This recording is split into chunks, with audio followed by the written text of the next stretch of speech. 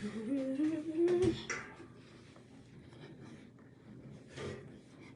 everybody. Hello, everyone. Good morning. Good morning. I send the word to share. Good morning, good afternoon. And can you shower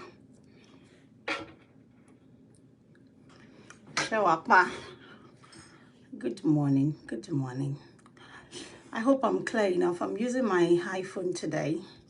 Hopefully, but my Samsung looks clearer.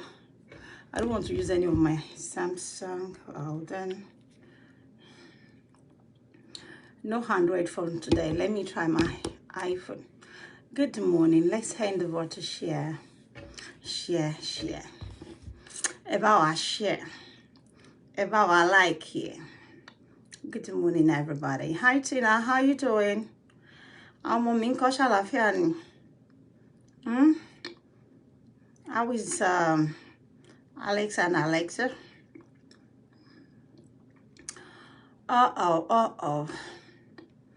Okay, good morning, everybody. Good afternoon. Let's hand over to share. Admin, let's be at a lot. It's gonna be a very long and loud one today. I had a chat yesterday, right? Okay, so I'm back today. Thank you, Auntie Monica. How are you? Okay, I don't want to take too much of your time. I'm just gonna start. Sherry, I had a show yesterday, right? This has got to do with all of my teammates. So there's no time for Anrojo, and Sorojulene. I had a chat yesterday, and I would like to believe that I communicated well with all of you that are actually my teammates. Abike doesn't want to listen to you. She doesn't have the class for you. Mumbo. I had a lot of calls. And then people were asking me, Abike, about me show you that mufeko work burayi, me if I waste time. Because we're on Facebook, I hope I am loud enough. If I'm not loud enough, kindly let me know. I believe I'm loud enough. Thank you, everybody, for those beautiful compliments. God bless you. Sharing got to mufeke money penny on Facebook. Tí ẹ bá ṣọ́ra, ẹ máa gba ẹ̀ṣẹ̀. Ẹ gbẹ̀ṣẹ̀, ẹ ṣọ̀rọ̀ sọ. Ẹ sọ àwọn ọ̀rọ̀ tó máa go against ẹ̀yin fúnra yín lọ́jọ́ iwájú àti nísinsìnyí. Ẹ ṣàwọn èpè tó máa ja àwọn ọmọ pàápàá tí ẹ bá ṣọ́ra. I believe the position I am today is not something that I just came to claim on social media. I earned it honorably. Social media. I believe the volume is okay now. Yeah, the volume is okay. Thank you, Kelechi Obi. Thank you, everybody. The volume is okay now. Ẹgbẹ́ṣẹ̀, ẹ sọ nǹkan tí ó yẹ kẹ́ sọ, ẹ fọ̀rọ̀ ránṣẹ́ sáwọn tí ó yẹ kẹ́ ránṣẹ́ sí, ẹ gbọ́ nǹkan mi tó yẹ pé tí ẹ bá fi egungun òtòrò àbí sùúrù kẹ́ fi sí. Ẹ ṣẹ̀ sọ lọ́rùn ọba, ẹ dẹ̀ ṣẹ̀ sí ọ̀pọ̀lọpọ̀ èèyàn. Things have been happening here. But mo fẹ́ tẹ́ bá wò mí lẹ́kọ̀ọ̀kan. Mo máa kọ́ yín lọ́pọ̀lọpọ̀ ẹ̀kọ́ ní èní fún ẹni tó bá fẹ́ kọ́ ẹ̀kọ́. Ó dá kíyàn ní sùúrù ní ayé yìí o. Ó dá kíyàn ní sùúrù. Ó dá kéyàn pọ́n ara ẹ̀ lé. Tí ayé ò bá mú ẹ, ó dá kó mú ara ẹ̀. Let's assume that nobody knows you, like, okay, àwọn èèyàn ò tí mọ irú èèyàn tó jẹ́. But at least wọ́n fún ara ẹ̀ mọ irú èèyàn tó jẹ́. Ìwọ tó bá ti mọ irú èèyàn tó jẹ́, you don't just go every time debunking everything being said about you every now and then, because ẹ̀dá tààrẹ ò bá gbẹ̀gbin kò kí ń dé ibi tó ń lọ láyé yìí. Ààrẹ láti gbẹ̀gbin dáwọn ibì kan wà ní àmójú kúrò. Wọ́n á sọ òní ṣe bí ẹni pé o gbọ́ nítorí pé o níbi tó ń lọ. You say give and take. Ní èní yìí. mi ò rò pé ó tì ní ẹnikẹ́ni any speaker tó máa ní pé òun ní irú sùúrù tí Abike Jagaban ní. Kò sẹ́ni tó lè ṣe, mo fi Ọlọ́run ọba búra. Mi ò tí rí. Mo ti wá pé jẹ́ kí n tiẹ̀ wo ẹni tó lè ní irú sùúrù tí èmi ní. Ẹ jẹ́ n wo àfaradà yín. Ọ̀pọ̀lọpọ̀ gbà làwọn èèyàn ti sọ nǹkan tí ò yẹ sí yín, tí ò tó nǹkan kan. Tẹ́ pé nẹ́ẹ̀sì báyìí ẹ ti fò dìde poro ẹ ń bọ̀ wá down nìyẹn. So many people tó máa sọ pé Abike yẹn kò wájú kó máa jà lọ. Ẹ máa rí pé àwọn èèyàn tó jẹ́ pé kán tó gún wọn lábẹ́rẹ́ báyìí pòm àwọn ti fò bọ́tà. Wọ́n ti wá sọ̀rọ̀ why tó máa gún àwọn lábẹ́rẹ́. Ara wọn ò gba ẹ̀gbin ẹyọ kan. They have response to virtually everything being thrown at them. It doesn't take them time before they come out, and when they come out to respond, they don't stop on just one response. They keep going on and on and on and on and on. Wọ́n láwọn ń ṣe kíni, àwọn ń bínú. Èsì wà lẹ́nu àwọn. Bẹ́ẹ̀ kò sẹ́ni tí sì ò sí lẹ́nu ẹ̀. Kò sẹ́ni tọ́rọ̀ kò sí lẹ́nu ẹ̀. Tẹ́ ẹ bá kí mi mo kíra mi o. Mo dẹ̀ yin ara mi gan. Ìfà àwọn nǹkan tí mi ò rò pé màá ní sùúrù ẹ̀ débẹ̀. Èmi gan ti ríra mi pé mo ti ní sùúrù ẹ̀ débẹ̀ pé ṣé mi náà ni mo wá ní sùúrù tó tó yìí. Because mi ò really ṣèyàn tí mo máa ń fẹ́ gba àwọn irú ẹ̀gbin táwọn ilé máa ń gbé wá ń gbà mí pé kí la gbé kí lẹ jù. Ibo lẹ ti máa ń gbọ́ oríṣiríṣi àwọn nǹkan tẹ́ máa ń sọ. Ó dá kéèyàn ní sùúrù láyé yìí. Téèyàn bá ní sùúrù, wàá mọ ibi tọ́rọ̀ ti ń jáde, wàá farabalẹ̀, ojú ọ̀dàlẹ̀ àwọn. Ṣé rí gbogbo nǹkan tó kọ́ sí gbogbo orí Facebook, ìjà tó ń lọ raparapa, is I ní sùúrù a lot of people. Àìgbọ́ra ẹni yé, àbí kí agbọ́ra ẹni tán, kí èèyàn kò jẹ́ oníwàhálà ṣàjàgídí àgan pé mo kàn fẹ́ kó jẹ́ àjẹ́ pé èmi náà láyé máa gbọ́ pé nígbà tí n bá dàbò ẹ̀ ní unlawful dídàbò, unwarranted dídàbò, bóyá yá gbóhùn èmi náà mo tiẹ̀ fẹ́ fi kàsàlà, mo fẹ́ fi kọ́ sí attention wá sọ́dọ̀ ti tèmi. Àwọn ará orí Facebook ya ìkà gan. Tẹ́ bá ń gbọ́ ìkà tó ń gbénu ọmọ Ádámọ̀, àwọn ni ìkà gidi ni mò ń sọ yìí o. Ó dẹ̀ wá bẹ́tà tó bá fẹ́ gbọ́rọ̀, tó fẹ́ mọ genesis gbogbo nǹkan, wàá ní sùúrù. Wàá gbọ́ wàá ṣe bí ẹni tí ò gbọ́. Wàá máa ní sùúrù yẹn gidi gan. Like I do say, that it is better to be a listener than to be a talker. You listen more. Gather more information for the days that you will be ready to talk. Don't be a talker at all times. Tó bá ti gbọ́ nǹkan jẹ́, pọ́rọ̀, mo ń bọ̀ ta. Mo máa wá ṣe kíni, máa wá bà nǹkan jẹ́. Àwọn nǹkan tó sì ṣe tún ṣe. Tó jẹ́ pé tí o ò bá bàjẹ́ lọ́wọ́ kan, àtúnṣe á wà ní orí ẹ̀. Àárín nǹkan ṣe sí. Gbogbo ẹ̀ lẹ máa bàjẹ́ lẹ́ẹ̀kan náà. When I hear a lot of things about myself, I just laugh. I don't like to come out and debunk. But ó yẹ ni tó ń sunkún. Ó dẹ̀ yé ìyá ẹ̀ tó ń bẹ̀. Ibi tí gbogbo àwọn ọ̀rọ̀ kátikàti tẹ́ mọ́ ń gbọ́ èyí tó ti máa ń jáde, ó yé yín. One thing I want you guys to know about me is I am an extremely blunt person. When you hear blunt as in extremely blunt, I don't see anybody that I cannot tell the truth or how I feel. Tọ́rọ̀ bá pè mí àti ẹ̀pọ̀. Not once has it happened, not twice. Mi ò ní ẹni tó lè sọ pé tó bá dé ojú ẹ̀, òun á halẹ̀ mi Àbíkẹ́ má dákẹ́jẹ́, mi ò tí ì rí. Lẹ́yìn Ọlọ́run ọba. Lẹ́yìn Ọlọ́run mo bí Ọlọ́run pé after you God, èmi Àbíkẹ́ ò fẹ́ wà susceptible or vulnerable sọ́wọ́ ẹ̀dá kankan tí wọ́n Ọlọ́run bá dá ní ayé mi. Bẹ́ẹ̀ mo bí Ọlọ́run pé gbogbo jíjẹ, gbogbo mímu, bí ṣe máa yó mi ní ayé mi, ọwọ́ Ọlọ́run ló wà. Ṣé ó rí tẹ́ bá ń gbọ́ gbogbo lágbájá kan, ọ̀lẹ ni, tàmẹ́dù kan, ọ̀lẹ ni. Àwọn tó máa ń pèèyàn ní ọ̀lẹ ní orí Facebook mostly. Most people that calls you ọ̀lẹ láì ṣe pé wọ́n ń bú ẹ.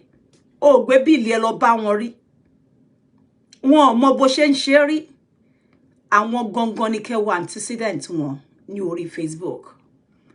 ẹ wo bí tán ti ń bọ̀ pé ẹni tẹ́ ń pè lọ́lẹ̀ tẹ́yin ti jẹ lọ́wọ́ ẹ̀rí tẹ́yin ti gbà lọ́wọ́ ẹ̀rí tẹ́yin ti lọ lé ẹ̀rí tí òun ò wá lé yín rí tóun ò gbà kọ́bọ̀ lọ́wọ́ yín rí ẹ rẹ́sì owó fún rí lórí platform yín the worst ẹ máa ń pè ẹ láwọn ọmọ ẹ ń fún lówó ó dàbí ìgbà tẹ́ ẹ hà accuse pastor Adébóyè lọ́rọ̀ mi yẹ́ ní ìdè tẹ́ bá ti sọ pé àwọn ọmọ mi fún mi lówó ó dàbí ìgbà tẹ́ ẹ hà accuse àwọn pastor pé why are you giving your I accuse congregation pé why are you giving your pastor gift? I have every right to collect anything that comes as gifts ní orí ìkànnì mo fi Ọlọ́run búra fún yín tó bá tún wá lẹ́yìn eléyìí màá tún ṣe kíni màá tún gbà ṣóyè yín àwọn ẹ̀yin tẹ́ máa ń pèyàn ní ọ̀lẹ 247 ní gbogbo yín fi ń sùn sí orí Facebook either for one reason or the other ẹ̀yin lẹ máa ń famzi èmi tẹ́ ń pè ní ọ̀lẹ èmi ò famzi mi ò famzi olówó mi ò famzi ọlọ́rọ̀ gbogbo wọn mo bàwọ̀ fún wọn but not famzi as kekadieru èmi àbíkọ́ èwọ̀ ẹ ní rí mi ńbẹ̀ gbogbo ẹ̀yin tẹ́ máa allege àwọn èèyàn pé ọ̀lẹ ẹ̀yin la rí tẹ́ bẹ̀rẹ̀ sí ní lọ fún monetization desperately torí pé fẹ́ yó ẹ fẹ́ balance ẹni tẹ́ pè lọ́lẹ̀ gangan ló yẹ kó wà níwájú kó máa jà fún monetization kó bá yó kẹ́ má bá dáwó fún ẹ ṣe máa ń dáwó fún kẹ́ má bá di pé ata ló máa bá sanwó lé how do you call people ọ̀lẹ ọ̀lẹ yẹn fine ó yọ bí ọjọ́ ó set ó ní dressing sense ó ní the class of people tó fẹ́ bá roll láyé ẹ̀ kò fi àyè lẹ̀ fún yẹn ń pè lọ́lẹ̀ ẹni kò dà àmọ́ ẹ̀yin tẹ́jọ́ lówó ló gate síta ọ̀lẹ́dẹ̀dà dúró nulẹ̀ olóhùn ò fẹ́ yín nínú krí òun sẹ́ bó o ṣe jọlẹ̀ ẹ̀yin lẹ máa jà fún monetization yín lẹ máa para yín lórí ọ̀rọ̀ monetization yín lẹ máa report àwọn èèyàn lẹ máa ṣe gbogbo iṣẹ́ bí ó dẹ̀ lẹ́ni tẹ́ ń hà lẹ́jọ́ fún gbogbo iṣẹ́ burúkú yìí ọwọ́ títí yín náà dẹ̀ ti ń bá gbogbo ẹ̀ ẹ̀yin lẹ fẹ́ para yín ẹ̀yin ló jẹ́ pé kẹ́ tó ṣiṣẹ́ máa sọ pé ẹ sórí iye tí mo gbà lénìí wọ́n ti sanwó kí wọ́n lọ lẹ́yìn fi ń mí because ó láti ní nǹkan kan tó wà magical somewhere tó fi ń mí magic nìyẹn máa jẹ́ o kò lè jójú lásán tó bá pé iṣẹ́ tẹ̀yin ń ṣe tẹ̀dẹ̀ ń wá tẹ̀ ń sunkún tí mínú yín máa torí kíní ẹ fẹ́ tajà ẹ fẹ́ ṣe tó máa pé ẹ máa kọ́kọ́ búyàn ni kẹ́ tó wọ ṣọ́ọ̀bù ẹ ti ní list àwọn èèyàn bí 100 tẹ́ máa bú ibi tí desperation nítorí pé ẹ fẹ́ make a livelihood tó push yín dé láti máa ṣiṣẹ́ kà lórí social media tó tì yín dé ẹ̀yin gan ló yẹ kán máa pè ní baba ńlá kó baba ọ̀lẹ kò ń ṣe ọ̀lẹ yẹn rárá o àràbù lásán lẹ́yìn kan ń ṣe àti lára ẹ nídìí kéèyàn sọ fún yín kẹ́ tó mọ̀ pé ẹ̀yin gangan ni ọ̀lẹ ẹni tí ò lè dáṣọ ro ni kì í pèèyàn ní ẹlẹ́kìsà mo máa ń sọ fún yín ẹ̀dá tí ò bọ́ ni kì í pe ni ní ebìnà ẹni tí ò lè sọ mí dọlọ́rọ̀ ò lè pè mí lákùṣẹ̀ ebú mi ò sí lẹ́nu orú yín nìtúmọ̀ ẹ̀ ihun tẹ́ bá contribute sí life mi gangan tẹ́ fi pè mí bẹ́ẹ̀ tó bá dẹ̀ jẹ́ pé àyè gbọ́ mọ́mì yín kan ṣe gbá mọ́mì yín kan ṣàwò mo ti sọ fún yín èmi ò sínú ẹni tí mọ́mì yín make Abike is not part of the people your mother olówó made listen to me good today and I'm sure she could be watching me. I met her in the year 2018 when I was probably how old? Ẹ̀yin fún ara yín ní kẹ́ṣì. As a lady turning 47, I met someone probably 40 kíni yẹn nu ẹjọ́ bá mi ṣe yàn tí mo pàdé in 2018, 4 years ago. Ẹjọ́ ṣé òun ló bá mi bí ọmọ mi? Òun ló ra aṣọ fáwọn ọmọ mi? Òun ló ń fún èmi lóúnjẹ? Mo mọ̀ rí tẹ́lẹ̀. Òun ló bá mi gbalé sí tí mò ń gbé London àbí òun ló bá mi gbàwé àbí bo ni mo ti rí ẹni yìí rí mo decide láti dákẹ́ àmọ́ mo sọ fún yín pé ọ̀rọ̀ ò tí tó ìjọ́ tí má fẹ́ kẹ́ mú cut letter wá fẹ́ mi Àbíkẹ́ máa jókòó tì life mo fẹ́ kí ẹ mú cut letter wá mo fẹ́ ká pàdé nílé ẹjọ́ èmi àti mọ́mì yín tí má ti dákẹ́ tó tèmi èmi ó kọjá ẹni tí yàrá ya baba ńlá kò baba ńlá baba gbogbo yín tẹ́ máa pè ní ọ̀lẹ ṣiṣẹ́ lèmi iṣẹ́ front yẹn lèmi wọ ẹ̀yìn ni most ẹ̀yin tẹ́yin sọ̀rọ̀ yìí máa tò sí mo fi Ọlọ́run búra fún yín màmá yín ò lówó tó lè là mí tó bá wà ní ó láti fún mi pẹ̀lú prestige torí mi ò tọrọ èmi Àbíkẹ́ ò ní lẹ́tà ẹyọ kan tí mo kọ sẹ́ni yìí rí pé ẹjọ́ ẹ wá ràn mí lọ́wọ́ mi ò mọ̀ wọ́n rí mi ò wá bá wọn àwọn náà wá bá mi instead ìgbà tí wọ́n dẹ̀ wá bá mi mo rò pé wọ́n wá bá mi torí pé wọ́n fẹ́ràn mi wọ́n nífẹ̀ẹ́ mi ni mi ò mọ̀ pé wọ́n wá dá ìṣòro àti ìbànújẹ́ sínú ayé mi ni àti ìjọ̀gbọ̀n àti wàhálà báwo ni mo fẹ́ fún ẹ ṣé èèyàn máa ń fún ẹni tí ò sọ pé ebi ń pa òun lóúnjẹ ẹni tó bá sunkún ebi ń pa òun nìyàn máa lọ fún oúnjẹ tọ̀ tó bá ti wá mú ẹ lọ fẹ́ni tí ó sọ pé tí ò wá bá ẹ pé ebi ń pa òun lọ fún ní nǹkan tí kò expect ni pé ẹ ṣé mo dúpẹ́ mà kò ṣe pé kò expect pé kò fa ayé ẹ lẹ̀ fún ẹ mo ti sọ fún yín láìmọye ìgbà pé tẹ́ bá ní sùúrù gbogbo ìjà tẹ́ ń jà yìí ò ní èmi àti òòṣà àbá má jà ní èní ìjà yóò bá má rí báyìí tí ò bá ń ṣe ti màmá yìí ọ̀rọ̀ pọ̀ lẹ́rẹpẹtẹ èmi Àbíkẹ́ mo ti wá débi gẹ́ tí mo ti fẹ́ lọ sí court yẹn gangan ẹ sọ fún màmá yín pé mo ní mo fẹ́ lọ court kò ṣe mí ní mi ò ṣe wá bá directly àmọ́ ṣe rí gbogbo ẹ̀yin ọmọ àlè olórí burúkú tẹ́ máa ń tútùkùtù nípa bí ìyá yín bí ṣe pa ìyá yín tí ṣe pa bàbá yín torí ibi tẹ́ ti ń bọ̀ ẹ̀yin ọmọ àfìṣẹ́ pìtàn òṣì ẹ torí yín gangan lẹ́yìn lẹ́ni ṣó èní torí mo mọ̀ pé ìyá wà lẹ́yìn yín èmi lèmi sọ bẹ́ẹ̀ ṣé mo pé a lot of things ṣẹlẹ̀ lórí Facebook tí mo fi ojú fo in the last 2-3 years it is high time I speak my mind today and mo fẹ́ kẹ́ listen good tẹ́ bá ṣí fake Facebook profile fún ìyá yín ẹ bá mi hard wọn síbẹ̀ pé kàn máa wò I know she has one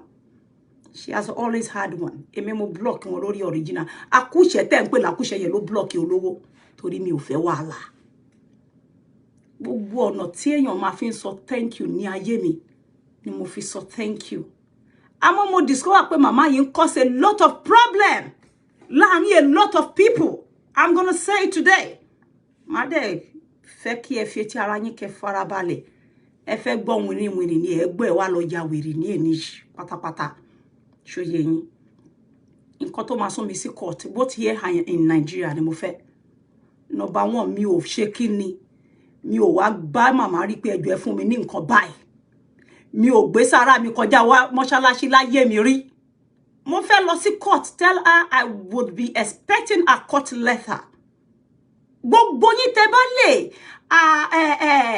cultivate irú habit àti nature tí èmi ní ayé ìbá sàn gbogbo ẹ̀ bá má bàjẹ́ bó ṣe bàjẹ́ yìí ọ̀rọ̀ tó pè mí àti òòṣà papọ̀ kò bá má rí bó ṣe rí lẹ́ni yìí èmi àti òòṣà bá má jáde bí jẹ́jẹ́ ni mo jókòó mi tí màmá wá bá mi tó ní pé ṣé òòṣà ṣé o máa ń kó owó àti báàgì tí mo máa ń fún ẹ máa pílẹ̀nsì ẹ máa fẹ́ tí yín gbọ́ ẹ fẹ́ gbọ́ nìyẹn ó ti déjọ́ tẹ máa gbọ́ torí èmi ti rẹ́dì láti lọ court ẹ jẹ́ n sọ fún yín èmi Àbíkẹ́ mo fẹ́ lọ court èmi kì í rìkọ́dù èèyàn o the last time tí mo bá màmá yín sọ̀rọ̀ when I've had it here tó sú mi mo wá rí pé téèyàn bá ń bẹ́ṣù jẹun èèyàn máa ń mú síbí gígùn lọ pẹ̀lú ẹ̀ nítorí pé mo ti rí oríṣiríṣi ẹ̀rí ìdánilójú pé ìyá yìí ló ń cause problem láàrin èmi àti gbogbo àwọn èèyàn tí mo ní issue pẹ̀lú right mo rí pé màmá ló cause problem ìjà tó pè mí àtòṣàpọ̀ lẹ́ni kò yẹ kó tó yẹn rárá ìyá ló kó sí wa láàrin èmi ò dẹ̀ tún ti torí ẹ̀ bínú sí òun ló bínú ló ní mo stop òun from how many million contract 30 million contract tí mi ò mọwọ́ tí mi ò mẹsẹ̀ ń pa ẹ̀ tí kò kàn mí tí mi ò mọ bó ṣe jẹ́ ṣé bí nǹkan tó bá kànyàn náà máa ń pèyàn sí tí gbogbo yín bá lè nírú inú tèmi ní kẹsọ tó tọ́ fún màmá yìí àti déwọ̀n mo ti máa ń bá màmá yìí sọ̀rọ̀ pé kí lẹ̀ ń kọ́ sí wàhálà ní orí social media fún èmi ń bí ẹ̀yin ò lè bí èmi á play ogbó ẹ̀ fún ẹ̀yin ní èní yìí torí èmi ti ready láti lọ court ṣé mọ̀ pé màmá record gbogbo shop mi ó gbé gbogbo fídíò lé dọ̀kásì ní ọwọ́ màmá send fídíò shop Yétúndé sí èmi nígbà tó ń ṣe shop Yétúndé ní Èkó ẹ ti rí mi kí n release ẹ̀ fún ẹnikẹ́ni rí àbí complete rí I have it here tán kú shop Yétúndé ní bí purple light purple ní purple àti pink lilac gbogbo bó ṣe renovate shop Yétúndé Cranberry níyà yìí ń kó lé mi lọ́wọ́ gbọ́ mi kí n wá release ẹ̀ rí kò sí bọ́n ṣe lè attack Yétúndé tó mi ò sọ pé mo ní gbogbo ẹ̀ àmọ́ màmá kó gbogbo ṣọ́ọ̀pù mi lé Dorcas ní ọwọ́ ó ní kí Dorcas lọ máa play kó wọn fi gbá yìí. Now before I go into it mo lérò pé gbogbo yín lẹ mọ̀ pé ìjọ́ tí ìyá yìí tó ti ń gbọ́ tí Dorcas ń ṣe kíni tó ń fi orúkọ ẹ̀ hype tó ń sọ pé my mommy ǹjẹ́ ẹ ti gbọ́ kí màmá lọ sọ fún rí pé the things you are saying about Abike is enough. Ìyá olówó ló gbé orúkọ ẹni tó wá ṣe shop cabinet mi fún Dorcas tí kò kásì tó bá wù yín kẹ́ mo expect ó bí 100 lẹ́yìn ni tẹ́ bá lè ṣe 100 ọmọ àlè ní gbogbo yín pátápátá tẹ́ bá wá ṣe tán mo tún expect kẹ́ wá sílé mi kẹ́ mú ẹgbà. The only thing tí mo fẹ́ ni court letter láàrin mi àti ìyá yín ìkànnìyá èmi Àbíkẹ́ ni mo sọ bẹ́ẹ̀ túlé dẹ̀ ní agbọ́tẹ̀kù wífẹ́ yẹn ni èmi mo mọ nǹkan tó mú mi tí mo ṣe dákẹ́ láti jọjọ́ yìí mo ní kànràn kí n máa gbé fúnyàn èmi àfẹnu mi sọ gbogbo bí màmá ṣe bà orúkọ mi jẹ́ tán parọ́ mọ́ mi ọ̀rọ̀ tí mi ò mọ́wọ́ tí mi ò mẹsẹ̀. Number 1 mo ń bọ̀ mo ń bọ̀ nǹkan tó ti mú ìyá tó jẹ́ pé gbogbo bó ṣe ń parọ́ mọ́ mi tí ìyá yóò bọ́ta sọ̀rọ̀ rí pé nǹkan báyìí Àbíkẹ́ kí ló dé tèmi náà ò lè sọ ẹ jẹ́ n kọ́kọ́ bẹ̀rẹ̀ láti orí bíbà ìyá ń gbọ́ bó ṣe sọ pé òun fún mi ní 30,000 pounds 100,000 pounds ṣé ti gbọ́ kí màmá sọ fún Dorcas rí pé ó yá bọ́ta lọ sọ tòótọ́ àbí èyí tó sọ yìí ó ti tó ṣé ńgbà tí ó ká Ṣadé lára Fọláṣadé Eloquenza ò bọ́ta kó sọ gbogbo tẹnu ẹ̀ pẹ̀lẹ́kúnjọ́ yẹn pé kí ló dé wọ́n so wọ́n ni kan fún ni nítan ẹran kan wá fani nítan ya ni lẹ́ni tí mo mọ̀ 2018 sí 2019 she didn't even know me for 2 years and then you want to sum up my life you will tell me somebody gave me a house and a shop. Now I don't talk to her since the month of November 2020 Latin freeze láti gba birthday yeye Dupsy. Are you telling me láti gba yẹn náà di sin ìyá ló ń bá mi san owó lé mi ìyá ló ń bá mi san shop mi èmi ò gba kọ́bọ̀ lọ́wọ́ ìyá yín rí fi ra ọjà sí shop mi mo tún sọ èmi mo sọ pé I have never collected a dime from her for my shop to load my shop. The only thing she did, I was on my own. She told me, AJ, I have a space for you. I told you you need a space. You need to enlarge your course and be doing business. I told her, Auntie, I am not ready yet because I was actually not ready. And then she went ahead doing it against the decision on me, pay me oti ready. Hence, the shop was there for almost 8 months till I was ready to load it up myself. I didn't ask her for a dime. Mo travel mo lọ Dubai mi ò gba kọ́bọ̀ lọ́wọ́ ìyá yín rí. I've never collected a dime from her. Láti lọ sí Dubai. Àbí láti travel. Ó ṣe first time tèmi travel láyé mi. Ẹ̀yin lẹ́yìn jam lock ẹ̀yin ò lọ rí. Ayé yín ò dájú orí Facebook lọ. Èmi ti wà town ti pẹ́ mo ti ń rock town mo ti ń wo àwọn ìlú. First time mi kò lè. Ẹ kọ́kọ́ ní sùúrù o. Ẹ jẹ́ n bẹ̀rẹ̀ láti bí báyìí. Ohun èmi àti ìyá rẹ̀ o. I used to think that he was the father of the 2 girls until Ibase clarified for me. Tí ẹni Dorcas's friend. Tí ẹnikẹ́ni tí èmi àti ẹ̀ tí à níjà tẹ́ bá ń gbóhùn ara yín nínú kíní. I want you to know pé fídíò àti 2019 tíjà wà ńlẹ̀ tí gbogbo ìjà èmi àti Elini àti everybody ni mo ti rí pé màmá yìí rọ́tẹ̀ ń pa yìí ó ti tó mi ò fẹ́ yín mọ́ I want her to go. Hence, I have to have all the conversation of ibi tí mo bí torí àwọn robo put up drama torí robo meet through me robo fẹ́ dì mí lọ́wọ́ mú ó fẹ́ rẹ́ mi fàṣẹ ó fẹ́ pa mí Ọlọ́run mi ò ní káwọn robo po má jẹ́lé sínú oúnjẹ mi mo wá wò pé gbogbo ẹjọ́ tí robo ń lò kiri pé ó gba lé Fábíkẹ́ ó ra lé Fábíkẹ́ ó ra lé Fábíkẹ́ ó ra ṣọ́ọ̀bù Fábíkẹ́ ó rán Àbíkẹ́ lọ kíní kan. It's enough. Now I need evidence for future. Nítorí ọjọ́ ọ̀la èmi ò gba gbogbo nǹkan tó ní màmá fún mi ní nǹkan rí dẹ̀ ń ṣàṣà kò sí nǹkan kan tó fún mi tá rẹ̀ ní tó fún mi ń rẹ̀ rí èmi àti màmá yìí la jọ ń sọ̀rọ̀ mi báyìí nígbà tí mò ń bi wọ́n pé ó ṣe jẹ́ pé gbogbo èèyàn láyé yìí tó ń bá èmi jà lẹ́yìn máa ń bá ṣe láyé yìí ó ṣe jẹ́ pé gbogbo àwọn orí Facebook nìkan Lema empower. Why do you get involved with everybody fighting in virtually all the teams? There's what we call loyalty in life. If there's loyalty, it's either you are for A or you are for B. Now, if you have to be for all parties, it is either you do so by mediating peace amongst all this team, and whereby that seems impossible, you should back off such person that says, I want to continue fighting. Now you see Abike and Yewe fighting each other. You send Yewe stuff, you still hold on to Abike. You send Kiloruko Muali, Okete stuff, you send BC stuff, BC at Okete were at loggerhead. So yeah, and Abike, everybody as they were at loggerhead, you were just there behind everyone. Giving them. So I asked her, Auntie, why are you sponsoring the people in Facebook fracas alone? Tebale niru be pe ke build ara yin láyé pé ẹ má wo owó will finish. Owó tán akomoluabi yin ni ara yin owó is nothing ní ayé yìí. Nothing ní owó àlejò. Òun náà pé owó ó lè lọ visit anybody at any fucking time through any means. Never undermine anybody's success láyé as long as the person is still alive. Orí Facebook nìkan ni mo ti rí yín tẹ́ máa sọ pé gbogbo gbésí ayé yín ó dúró lórí lágbájá máa fún yín kọ́bọ̀ tàmẹ̀dù. Èmi Àbíkẹ́ kọjá ru yín. Èmi ò ní ẹni náà kọ̀ràn kí n lọ bá rú àwọn ẹni báyìí tó bá délẹ̀. I would rather just bóyá kí n lọ gbaṣẹ́ so pé màá mọ̀ pé hard hand labor mi òun ló fún mi ní hard hand money yìí. Because màmá ò dúró déédéé. Gbogbo yín iṣẹ́ ibi tẹ́ ẹ ṣe tẹ́ ń pile up. Má pí ohun èmi àti ìyá bí mo ṣe ń bí pé màmá bẹ́ẹ̀ náà lẹ ṣe dájàlẹ̀ láàrin èmi àti òòṣà èmi àti Edijana John tẹ́ lọ sọ gbogbo nǹkan tí mi ò sọ. She admitted it and said, yes, that I take responsibility, but I am sorry.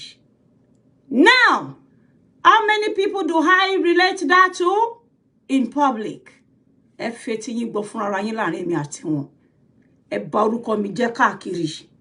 Ó bá kó èmi àti yín ẹ wá sọ pé ẹ take responsibility. Ibo lèmi fẹ́ kọjú sí gbogbo rọ́tàn pamọ́ mi. Èèyàn mélòó mo fẹ́ máa bọ́ta kí máa sọ pé kò má rí bẹ́ẹ̀. Mo torí tí yín mo gba ojú bí káàkiri. Wọ́n parọ́ ilé, wọ́n parọ́ tọ̀hún mọ́ mi. Mo mú mọ́ra o. Mo mú gbogbo ẹ̀ mọ́ra gidi gan. Ẹ kí mi ẹ̀yìn mi. Mo ń bọ̀ o. Mo ń bọ̀. I will tell them I will go and ask her. Before you will hear everything. It was us that started. Just like John there to when I want to talk, and all of them did not like me to say this. I was. Mohafa is true, but I will tell them I will go and ask her about. Someone come. Le ma borúkọ mi jẹ́ náà. Òun lèmi máa ń sọ fún yín pé bring everybody together. And now Juliet will not ever look at me in the eyes as a close friend. Wọ́n lọ gbé Dorcas, wọ́n gbé Dorcas. They are not. Wọ́n fẹ́ gbé Dorcas. Wọ́n kàn lọ dédé gbé Dorcas. Wọ́n fẹ́ gbé Dorcas for bullying, just like what she's doing presently. Ó lè máa ṣe fẹ̀rẹ̀gẹ̀dẹ̀ fún ẹ̀yin. Ẹni èmi Àbíkẹ́ mo call short pẹ̀lú pé tó bá bí ìyá àti bàbá ẹ̀ rè.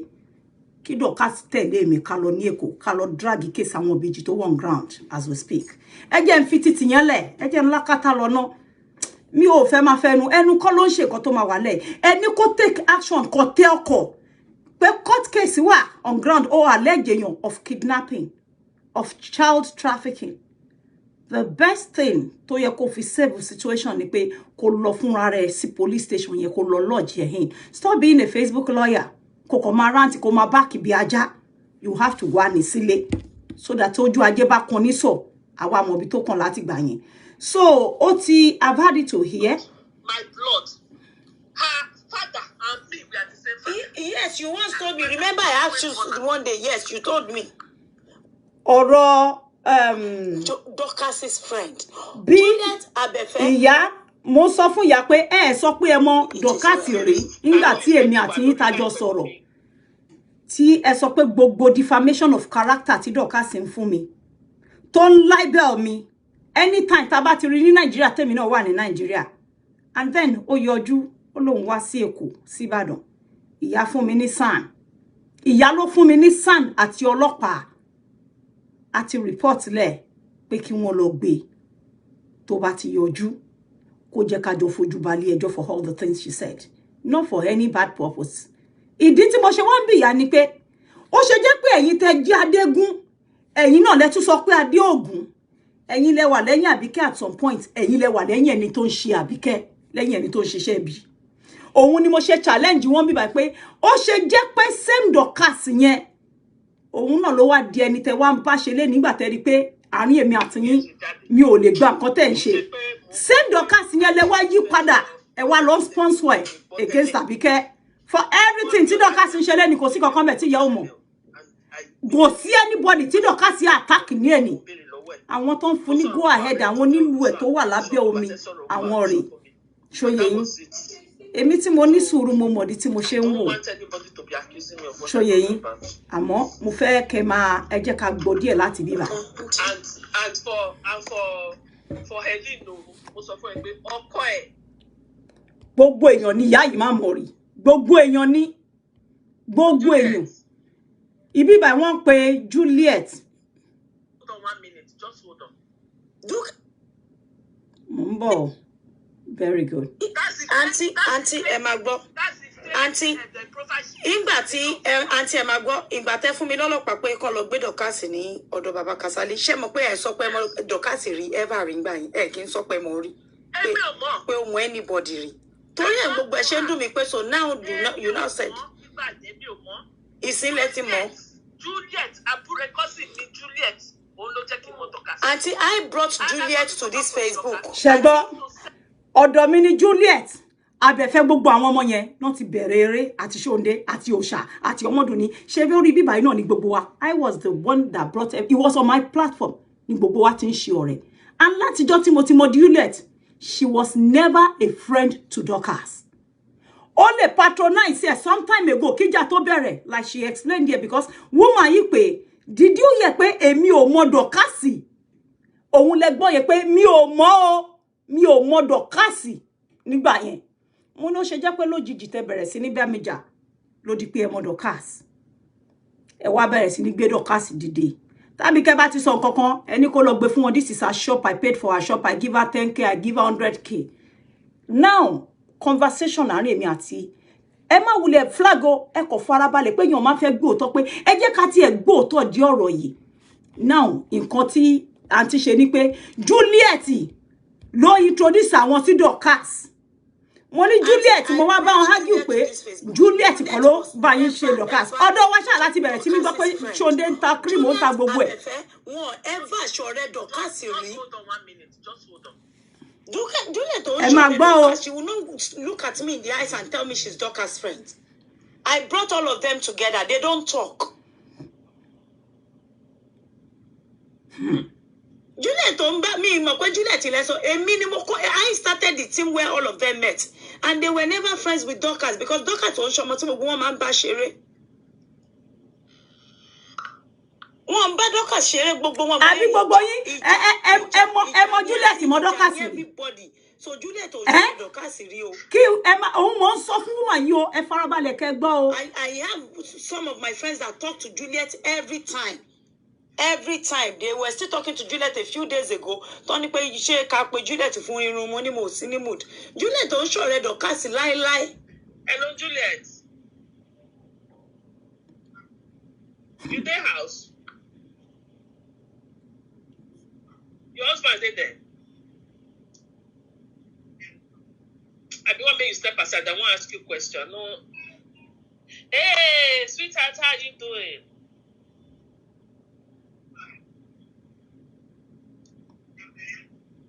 You said? Okay. The other day when they ask you how you say no Dorcas, you tell me say you don't know him before the Facebook fracas, yes or no? Yes. And you tell me say you don't do business with him before this Facebook wahala starts. Yes, I buy and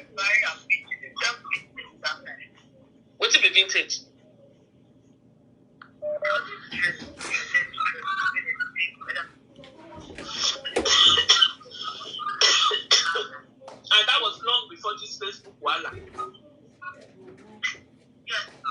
Okay. Auntie. Okay. I'll call you back. Auntie, if the person they said something, does that mean they are friends? A lot of people buy you. All of them. Me, they buy you, auntie. They are not friends. Shegbo, mo ṣàlàyé fún wọn the fact that she said she bought. She did not say, yes, she was my friend. But you sọ pé ọ̀rẹ́ Juliet ni. Ẹ máa gbọ́ lọ o. They are not friends. My blood. My blood.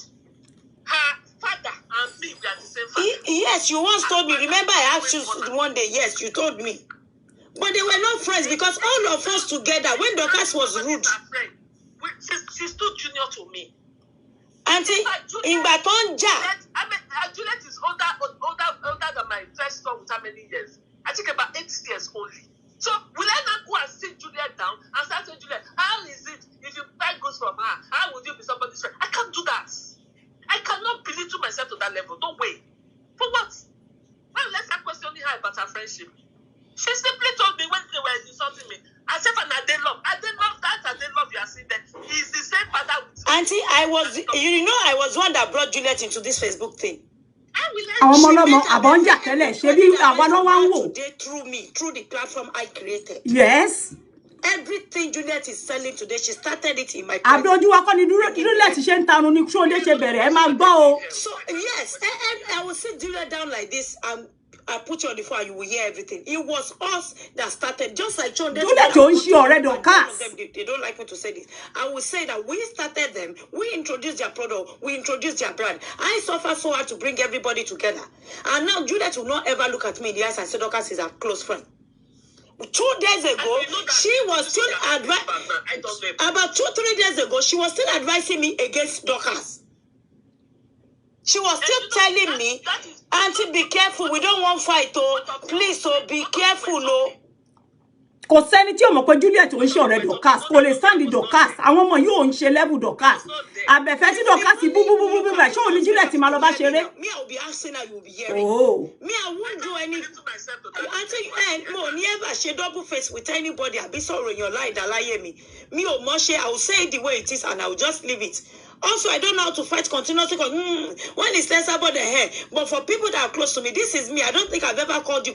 Am I a posha? I be where I'm ever more. Ni po what any pe ma fosha. Me o mo kokori e so fun mi ri. Gbogbo ro to pamọ́ mi le ni pe mi mu wa ba yin pe ke ma fun lowo. You even you yourself, you know pe mi o mo kokon pe. Thank God she said it pe e so pe ko ma so fun mi.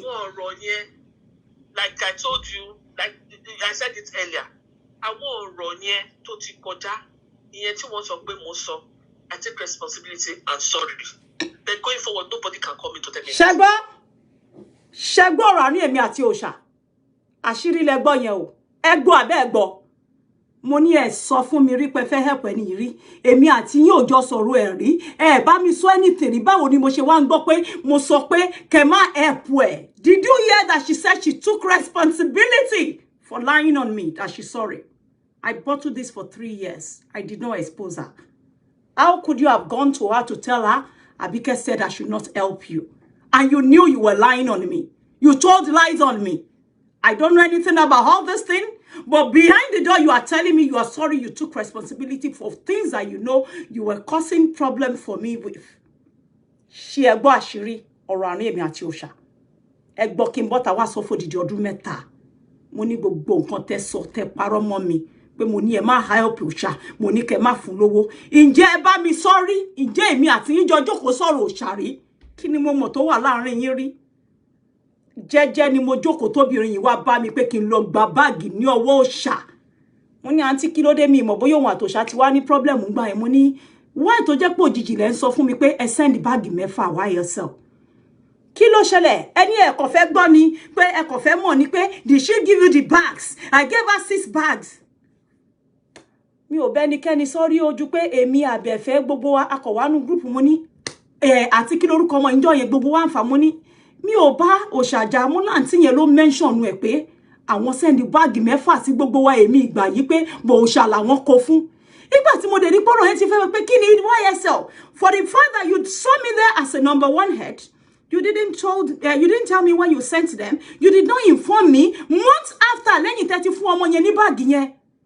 Mo wá wá sense pé dà pé àárín wọn ti ń freeze ẹ wá fẹ́ kí n lọ máa bàjà ẹ wá push nǹkan tó máa dá ìjálẹ̀ ẹ wá ní kémi lọ collect bag ní ọwọ́ òòṣà òun ni for the first time pé mo mention fún òòṣà pé òòṣà ìgbọ́ àǹtí sọ pé àwọn máa mi ò dẹ̀ lọ bá direct gbogbo wa wà ní group ńjọ́ yẹn ni àwọn alánìkan dá síjà pé kí ló ń fa tẹ̀tẹ̀ ń freeze pẹ̀lú ra yín mo lé mi kọ́ mo ní woman yẹn ló sọ bẹ́ẹ̀ yóò rò pé mo pé òòṣà bí mo send message sí rí àárín rèé o òun ọmọ yẹn ló yẹ kó ní sùúrù kó wá ibi tí ọ̀rọ̀ ti ń jáde tó ní olo tó bẹ̀rẹ̀ sí ní bú mi tó sọ pé èmi olè èmi aládàjẹ òun lẹ gbọ́ tí mo béèrè lọ́wọ́ ìyá yìí did you hear her tí mo ní gbogbo irọ́ tẹ pamọ́ mi pẹ̀lú òòṣà gbogbo bẹ ṣe sọ pé mi mo ní kẹ́ má help ẹ mo ní ìyàn mélòó ni mo fẹ́ sọ fún mo ń bọ̀ ó wá dá sí rough kó tiẹ̀ ti dá táṣìírí ti tú.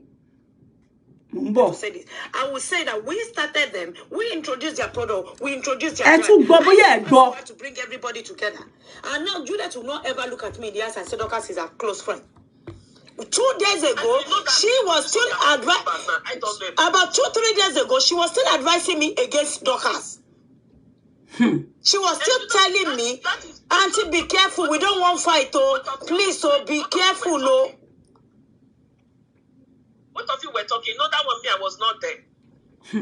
I was not there. If only you can put on speaker to hear me now. Me, I will be asking her, you will be hearing. Me, I won't do any. Auntie, no, never share double face with anybody. I'll be sorry in your life, me. Me or Moshe, I will say it the way it is and I will just leave it.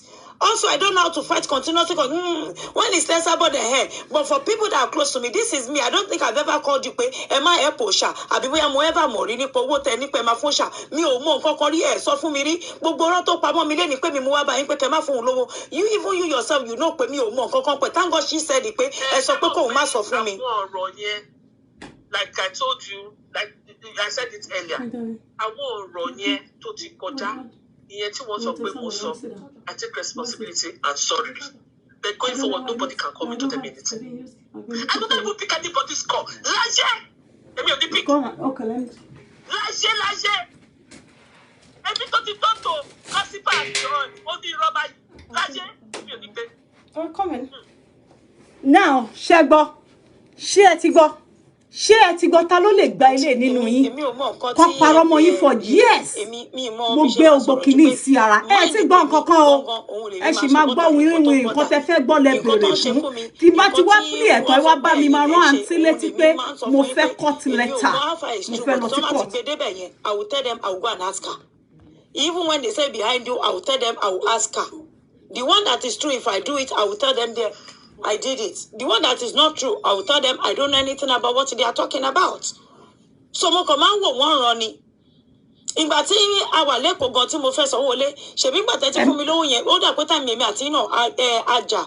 Mo fi lọ san 720 tó kù fáwọn people yẹn. Mi ò ní ever. Ṣẹ́gbọ́. Jẹ́jẹ́ mi mo fẹ́ gba ilé. Mo fẹ́ gba yàrá kan ní Èkó. Ìyá yìí ní pé yàrá méjì ni kí n lọ gbà. Mo wá ní àǹtí owó yàrá méjì yẹn pọ̀ o. Ó lóun máa fún mi ní 500,000. Ẹjọ́ ẹ̀yin èèyàn tẹ́ bá gbọ́ Fàbíkẹ́ ni wọ́n kìíní kan million. Ẹgbọ́n tí mo sọ pé tí mo lọ san 720 tó kù because tó ṣe send 500 yẹn. Mo wá ní àǹtí jẹ́jẹ́ ni mo fẹ́ gba ilé oníyàrá kan. Tẹ́ni kí n lọ gbọ́ oníyàrá méjì. Difference here. Ó ní kí n má wọlé wọn fún mi 1 million. Ẹjọ́ ẹ̀yin èèyàn ṣé bí irú ìyá 1 million, 2 million, 10 million ló ń jà Àbíkẹ́. Àmọ́ kí yàn fẹ́ mi mórí wọn fún ẹni tó bá fún yàn ní 100 pàápàá.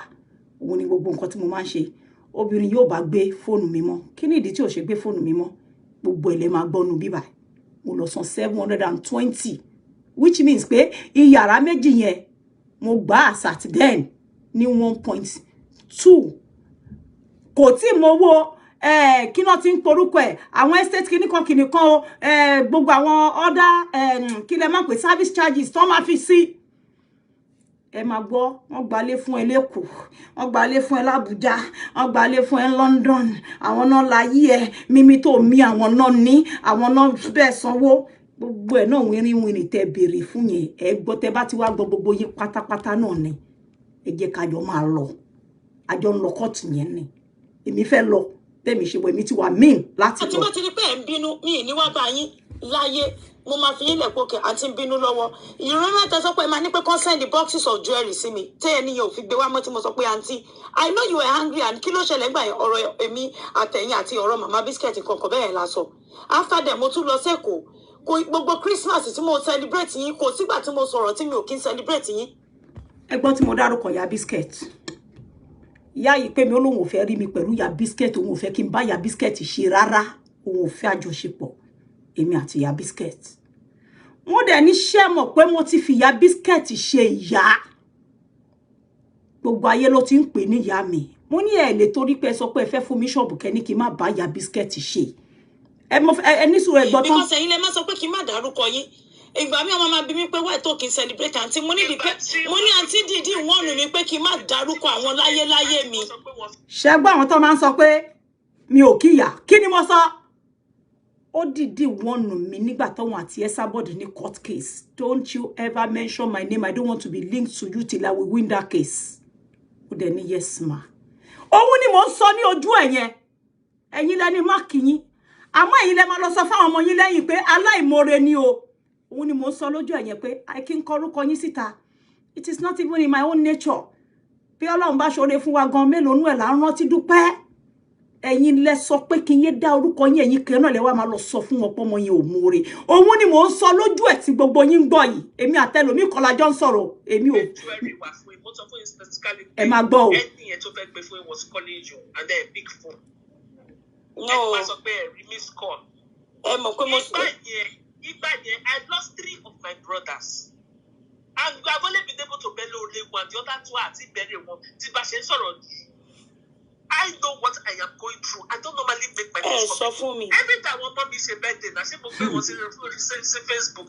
Uncle is a birthday, she must be on Facebook. I'm not that kind of a person. I am not that kind of a person. Exactly. Emma, Emma sọ pé kemi mama dárúkọ yín. Ìgbà mi tẹ́ bá fún mi kan tí bá mama fẹ́ sọ bá Yorùbá máa send pé be careful pé àwọn ò fẹ́ pé iná dárúkọ yín kó tún fàjà. Emma yín náà ẹ sọ pé kí yé máa dárúkọ yín. Ṣẹ́gbọ́n. So àtọ́nu pé mo kí appreciate mo ní kò sí pé kọ́ní kan tí lọ ṣí voice kìíní mo ní appreciate pé màá send ọ̀rọ̀ sí kò sí tó tí bá fẹ́ ṣe kọ́ tẹ́ bá fún mi lọ́wọ́ fi kún tí mi ò kí send pé àǹtí ẹ ṣé. Ìgbà mẹ́ẹ̀ náà fẹ́ẹ́ tí mo ń béèrè kan lọ́wọ́ yín fún ayé lè máa sọ pé kí n gbà. Ṣẹ́gbọ́n pé mo sọ lójú ẹ̀ pé mi ò béèrè kan lọ́wọ́ yín rí fúnra yín lè máa sọ pé kí n gbà o. Òun ni mo sọ sí pé a lot of times èmi ò béèrè kan lọ́wọ́ yín rí o. Fúnra yín lè máa sọ pé Àbíkẹ́ I sent you 300 I sent you 500 do you need kíní kan I don't need but aunty tẹ́ bá fún mi ẹ ṣé mà gift ni. How did it turn to a bullet ni pé o fún pastor o appreciate you o fún ara ẹ lọ fọwọ́ ẹ fún kan o wá ń pe gbogbo èèyàn o wá ń sọ pé ọmọ yẹn pẹ́pẹ́ sí gbogbo ilé ayé ẹ̀ I made her ọmọ tẹ́ pàdé ní 2018 báwo ló ṣe débú. It took a long time to be able to get me to discuss you with her. It took her, even yesterday she was saying, Mo bẹ̀rù bí ma ṣe sọ fún yín, èmi ò fẹ́ kẹ́ bínú sí mi, èmi ò fẹ́ kẹ́ block mi, èmi ò fẹ́ bẹ̀tẹ̀ léyìí, ẹjọ́, bá ṣe ń ṣe léyìí, ṣé kí n sọ fún yín. Àǹtí kan ló ń sọ bẹ́ẹ̀ àǹtí Ṣẹ̀kí Amẹ́ríkà ló ń sọ. Promise mi pé ní bínú sí mi, mo ní pé kí ni, promise náà, mo wá promise náà wá sọ. I don't have that kind of time, because you. Ẹ farabalẹ̀, ẹ̀yin lẹ béèrè fún, ẹ̀yin. Ẹ máa gbọ́ o. Nǹkan tí wọ́n náwọn ò fẹ́ kí mú ya biscuit wá sí ṣọ́ọ̀bù mi pé because the shop will die. Ẹ gbọ́ láti ìbẹ̀rẹ̀. That shop will die. I said that the reason why I said that is because her sister, same father, same mother, said that that's what she did to her. Because it's her sister that was my friend. I'm not denying that. Wọ́n ní ìyá biscuit. Wọ́n ní sister ìyá biscuit. Same mother, same father. Told àwọn pé that was what she did to her. Wọ́n ní so that shop will die. Tí má gbé ìyá lọ́bẹ̀. Wọ́n ní ẹni tí mo pè ní ìyá mi àǹtí.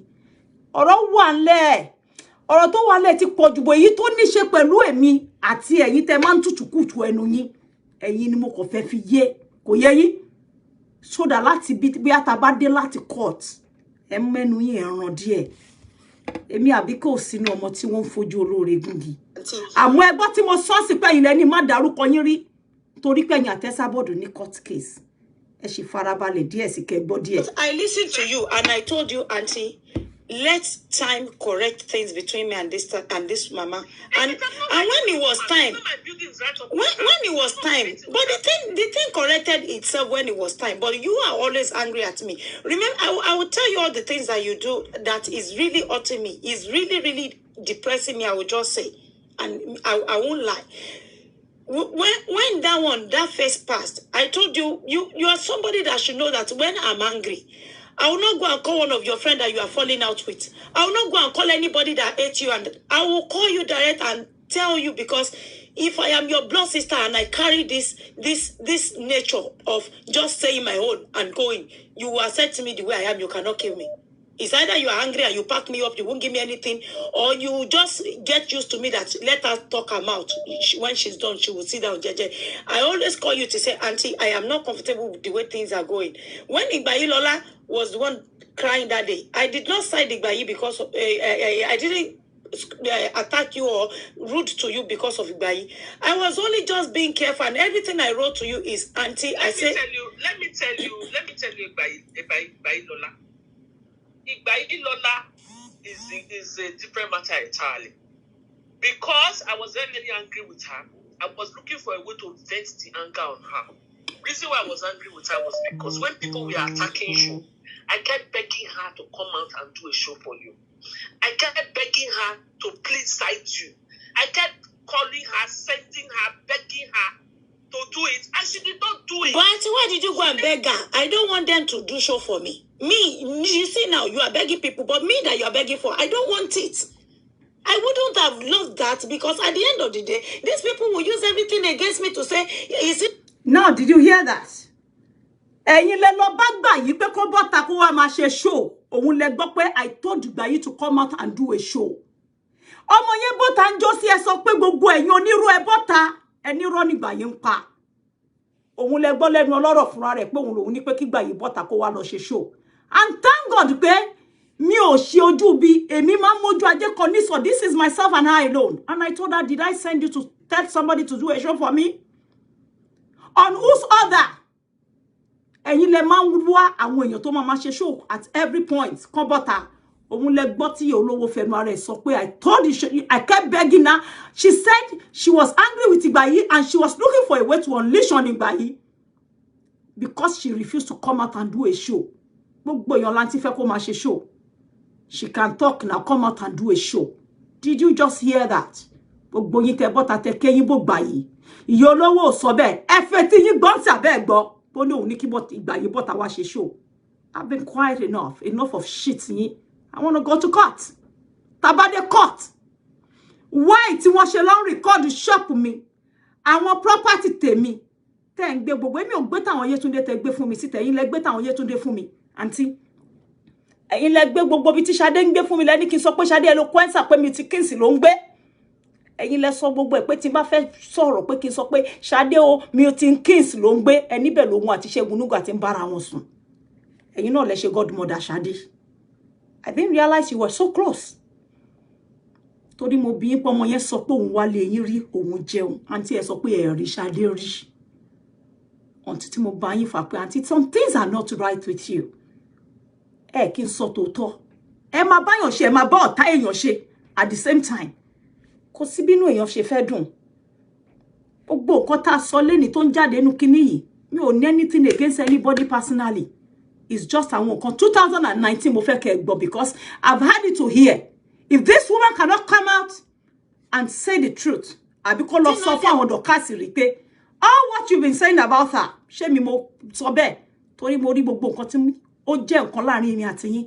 Personal things tẹ́ release fún dọ̀kásì. I have every right láti tàn mọ́lẹ̀ sí. Àwọn èèyàn ti gbọ́n sí bẹ́ẹ̀ ṣe sọ pé kí Gbayi bọ́ta lọ ṣe show kó sọ pé òun ò ṣe show. Pé torí ẹ̀ lẹ ṣe wà angry with her. Now, Oma continue. It's not for them that saved me. This I have experienced a lot. I have been bashed, I've been beaten. They have killed me. I just refuse to die. So I don't know what happened there, but the reason why I begged her was more I said, because at the end of the day, these people should record you. It will become something else. Somebody record you. These people, I don't want your voice. Money auntie, everywhere, everywhere. Thank God this is just a day conversation ni gbogbo kan tí mo ra. You will never find me pé mo record on a daily basis. A lot of things happened. And because of the kind of work I do, tí n bá bá network provider mi àwọn kankan wọ́n láti gbé jáde torí iṣẹ́ tí wọ́n ṣe mo ti sign up ní. For everything, àwọn phone mi gan ní backup rú ẹ̀ tẹ́ pé màá wá jáde. Àfikún tí ò bá wù mí mi ò ṣe ọmọ tó máa ń túyàn láṣìírí. Àmọ́ enough. Ẹ ti gbọ́ ta ní èmi àtòṣàǹsìn. Ọlọ́run sọ pé àwọn ọmọ tẹ́tí síta wọ́n tì mí tí màá fi ṣe lè so that lè lọ sí court tí bá ṣe tó ìgbà tí wọ́n náà ṣe kù. Even the people that you now helped, now gathering, and you know, it wouldn't look nice, but at the end of the day, me, I will tell you the truth, like my big sister. Yeah, that is the one with Igbailola. Now that is where I wasn't happy, and I pour out my mind. I said, Auntie. She had told me she was. But when you go on the issue, Auntie, the issue with Igbailola was that you said she was sharing something at Dupi Dupi. It's got nothing to do. I just told you the truth that I vented an anger on her because she refused to come out to do show to support her. Because she refused to come out to do show, I vented my anger on her. But the other time Igbai came out, everybody said she was lying, that you didn't ask her to come out and do show. And you don't go to all those people that lies that you should stop it there because you know what you actually discuss with these people. You don't go to correct things until they push us to do this. Okay, you see, that one is gone now. Me, I still came out. I rounded everything up just for this thing not to come up with. Well, gift because a lot of people were truly, really offended that why would such thing happen? I said, okay, Emma Binu Motu show. It almost caused fight between. In case step amourin ye pe agba gift pada ni jo birthday ye dupsi. Ìgbà yìí ti pín gift fáwọn èèyàn. Bí ìyá yìí ṣe pè mí nìyẹn lórí phone. Ọlọ́run wo live show. Only why is Ìgbà yìí sharing the gift herself? She's not the one that is meant to share the gift. It is Yeye Dupsi that to share the gift herself. Ó ní àǹtí kí ló dé ṣé ó ní ẹni tó gbọ́dọ̀ fi ọwọ́ ẹ̀ pín kíní yẹn ni. Ó lẹ́ni tó ń fún nìyẹn. It's not Ìgbà yìí. It's Yeye Dupsi that to share it. Ó ṣojú sọjí o. La bá lọ gba gift padà lọ́wọ́ everybody. Pé kí Dúpẹ́ wá fi ọwọ́ ara ẹ̀ pín o. Ìyá ẹ̀ tó fún ẹ̀ ń gift sọ pé ọwọ́ ara ẹ̀ ló gbọ́dọ̀ fi pín àmọ́ nǹkan tó jẹ́. Òun ni nǹkan tẹ́ gbọ́ ti sọ pé we were collecting gift back. Kí ni gift ọ̀hún? Ẹra òróró àbí bóyá blender àbí nǹkan kan whatever ní kí Dúpẹ́ máa fọwọ́ ara ẹ̀ gbé fún àwọn èèyàn. Dúpẹ́ pín èmi pín kí ni yàtọ̀ ṣe bá lọ support ẹni. Ẹ̀yin dẹ̀ ń wo live show. Ẹ wá di pé gbà yìí ló há kíní ẹ bẹ́ ṣe pè nìyẹn. Pé why is she the one sharing the thing? Go and collect it back. Àgbà padà o. Àfìgbà tí Dúpẹ́ fọwọ́ ara ẹ̀ pín o. Òun ni nǹkan tí mo sọ pé when we collected the gift back. Bí wọ́n flag show yìí, ẹ máa bá ń save, ẹ bá ń stream ẹ̀, máa tún padà wá. Whether you like it or mo máa tó parí eléyìí ká tó lọ court. So now, where this thing is, Lipe, everybody tí wọ́n ṣe ìkà fún mi ní èní eléni, serious ìkà, they'll still come back to say they talk to my auntie.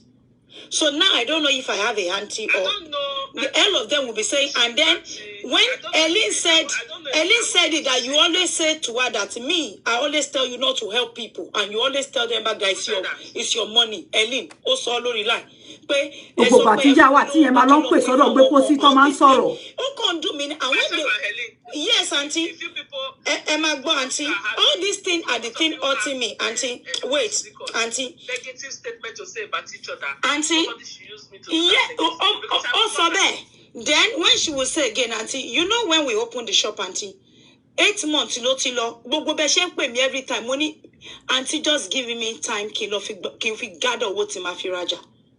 Mo gbowó kọ̀ọ̀kan lọ́wọ́ yín jọ́ ti máa rajà mo sọ fún yín pé that my friend in Nigeria I just don't want to tell you he promised me something I went to Lagos ìgbà tó yẹ tó ready ó kò fún mi mo fi owó ti tèmi kún òun ni mo fi lọ sí Dubai ìgbà tí máa lọ sí Turkey náà mo tún gather díẹ̀ nù èrè ta to the reno shop mo tún fi lọ sí Turkey I told you which was the reason why till 7 months till London àbí 8 months kí n tó kó wọbẹ̀ when olóṣì Ellen will talk ó sọ pé ẹ̀yin fún èmi ní 30,000 pounds she said so. She said so that you gave me 30,000 pounds. Ṣé gbọ́ pé mo sọ pé mi ò gba kọ́bọ̀ lọ́wọ́ yín rí sínú ṣọ́ọ̀bù mi, not even kọ́bọ̀. Ṣé gbí pé mo sọ ní ojú ẹ̀ pé oṣù mẹ́jọ ti lọ, èmi Àbíkẹ́ ò gba kọ́bọ̀ ní ọwọ́ yín rí. It was just an empty space there. And like I said pé èmi kọ́ mo bèrè ṣọ́ọ̀bù lọ́wọ́ yín.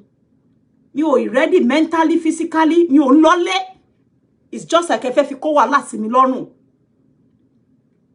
oṣù mẹ́jọ ti lọ báwo lẹ ṣe máa sọ fún èmi rò pé bóyá ìgbà tẹ́ ní wá lọ gba shop ẹ máa sọ pé gba 10,000 pounds àbí 20,000 pounds lọ fi rajà ojú ọlọ́rọ̀ ojú alájẹ ni mo mú ko ní sọ̀kẹ́gbọ́n yẹn tí mo sọ pé mi ò gba kọ́bọ̀ ní ọwọ́ yín rí fi rajà sí ṣọ́ọ̀bù mi òun lẹ gbọ́ tí mo sọ lójú ẹ̀ bí mo ṣe rí owó tó mọ̀ pé òun kò mọ bí mo ṣe rówó did you hear me tí mo sọ lójú ẹ̀ gbogbo ẹ̀yin tẹ́ ń pariwo wọ́n ti gbé 100 million fún ìyá yín o wọ́n ti gbé 10,000 million fún ìyá yín o Àbíkẹ́ ti gba 100,000 pounds ẹ rí pé mo kù sùúrù kò sí bàbá ńlá kú bàbá ọmọ ẹni tó lè nírú sùúrù tèmi Àbíkẹ́ ni tẹ́ fi sọ̀rọ̀ fún mi tó di ọdún mẹ́ta tẹ́ fi sọ nǹkan tí ò ń ṣe tèmi mọ́ mi láàárín èmi àti ẹ̀ gangan ni mo máa sọ fún yín pé ẹ̀yin gbọ́ yẹ̀sẹ̀ ni whatever tó bá sọ fún yín ẹ̀ ń ṣe èrè èmi á gbé òótọ́ àárín èmi àti èmi ò pí ohun ẹlòmí ohun èmi àti ẹnìyẹn pé mi ò gba kọ́bọ̀ lọ́wọ́ ẹ̀rí fi rajà sí ṣọ́ọ̀bù mi kọ́bọ̀ ó tọ́ ló máa ń fún mi nǹkan o lè pè mí sí kó ní pé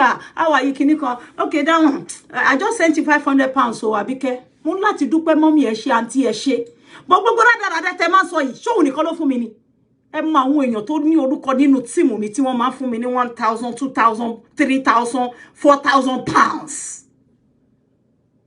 tí wọn ò pariwo wọn ò fẹ́ gbé orúkọ ara wọn síta rí èwo wá lológun ogun orí ọ̀ràn tó dẹ̀ mímí mú tí mo gbóríṣiríṣi rọ́ ṣe bẹ́ẹ̀ gbọ́ tí mo sọ lójú ẹ̀ sí pé ṣé mo gba kọ́bọ̀ ní ọwọ́ yín fi rajà sí ṣọ́ọ̀bù mi rí torí tí bá gbọ́ wọ́n ṣí ṣọ́ọ̀bù fún ẹ kí ló jẹ́ wọ́n ṣí ṣọ́ọ̀bù fún yàn gbèsè ní anybody wọ́n gba ṣọ́ọ̀bù fún ẹ wo ẹni tó gba ṣọ́ọ̀bù fún ẹ kọ́ ló máa bẹ́ẹ̀ sanwó maintenance January méjì ti wá ó ti lọ èmi mò ń san àwọn owó mi fún ara mi kò ń ṣe 1 million o ṣọ́ọ̀bù mi ò ṣe ṣọ́ọ̀bù 2 million lọ́dún o kò yẹ yín social kí náà ti ń pè tẹ máa san service charges kò ń ṣe owó kékeré ẹni gba ṣọ́ọ̀bù fún ẹ tí ò bá máa bẹ́ẹ̀ ọ̀ràn ló dá sẹ lẹ́yìn kó tẹ pámọ́ṣẹ́ owó ẹ wá sọ èmi ní orúkọ ẹ sọ jágajàga ẹnu yín rédèrèdè èyí tọ́lọ̀ máa gbá ogbó yín lẹ́nu tó máa fìyà jẹ yín táfojú yín ráre ẹ jẹ́ ṣe tó ẹ tí gbọ́ dáadáa o ẹ̀yin lẹ fẹ́ gbọ́rọ̀ ẹ bèrè ni ẹ gbọ́ mo ní kò ìtásìkò tí máa sọ mo ready cut mentally physically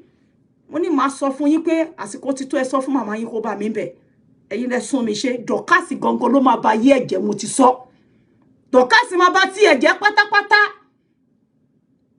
tí Dọ̀kásì ò bá tí tóbìnrin yìí jẹ́ kò ní dẹ́yìn lẹ́yìn ó lè ti bàjẹ́ so ẹni sùúrù o ẹni sùúrù. And she said she's even bringing the message. Gbogbo ìgbà tíjà wà ńlẹ̀ gbogbo nǹkan tí wọ́n ń sọ òun ni mò ń sọ fún yẹn pé ẹ gbọ́ wọ́n lẹ lẹ́yìn lẹ ra gbá fún mi ẹ̀yin lẹ ra wo fún mi ẹ̀yin ni èmi náà kàn fẹ́ gbọ́ ni. So I want to tell you, he promised me something. I went to Lagos. Ìgbà tó yẹn tó ready, ó kò fún mi. Mo fi owó ti tèmi kún. Òun ni mo fi lọ sí Dubai. Ìgbà tí máa lọ sí Turkey náà, mo tún gather díẹ̀ nù èrè tàbí nínú show. Ẹ máa gbọ́ wọ́n rán Àbíkẹ́ lọ Dubai. Ta ló rán mi lọ Dubai? 7 months ti lọ́nbẹ̀ yàbí 8 months kí n tó kó wọbẹ̀. When olóṣì Ellen will talk, ó sọ pé ẹ̀yin fún èmi ní 30,000 pounds. She said so. Àwọn ọjà àgbáyé ni o. Ní gbogbo ìgbà tí ẹ máa lọ́pọ̀ sọ́dọ̀ gbé pósí tí ogun wọn rò pé nǹkan kan ṣẹlẹ̀ lóòótọ́ ni o. She said so. And she said she video nǹkan tẹ́ ń gbọ́ yìí was like 2019 tíjà ti ṣẹlẹ̀ ni mo ti fi gbogbo ẹ̀ lẹ̀. Nǹkan tẹ́yìn people yìí show that auntie gave me a shop. Mi ò lọ bá auntie rí kí n gba 10,000 5,000 cash lọ́wọ́ auntie rí pé auntie mo fẹ́ kó lọ sí kíní. Ṣẹ́gbọ́ 5,000 tó kéré 5,000 pounds èmi ò gbà lọ́wọ́ ẹ̀rí. Attack her fully mo ní pé until when I hear it from your mouth. Ẹ mọ̀ pé gbàtà dé Fẹ́mi Tóní náà tó sọ.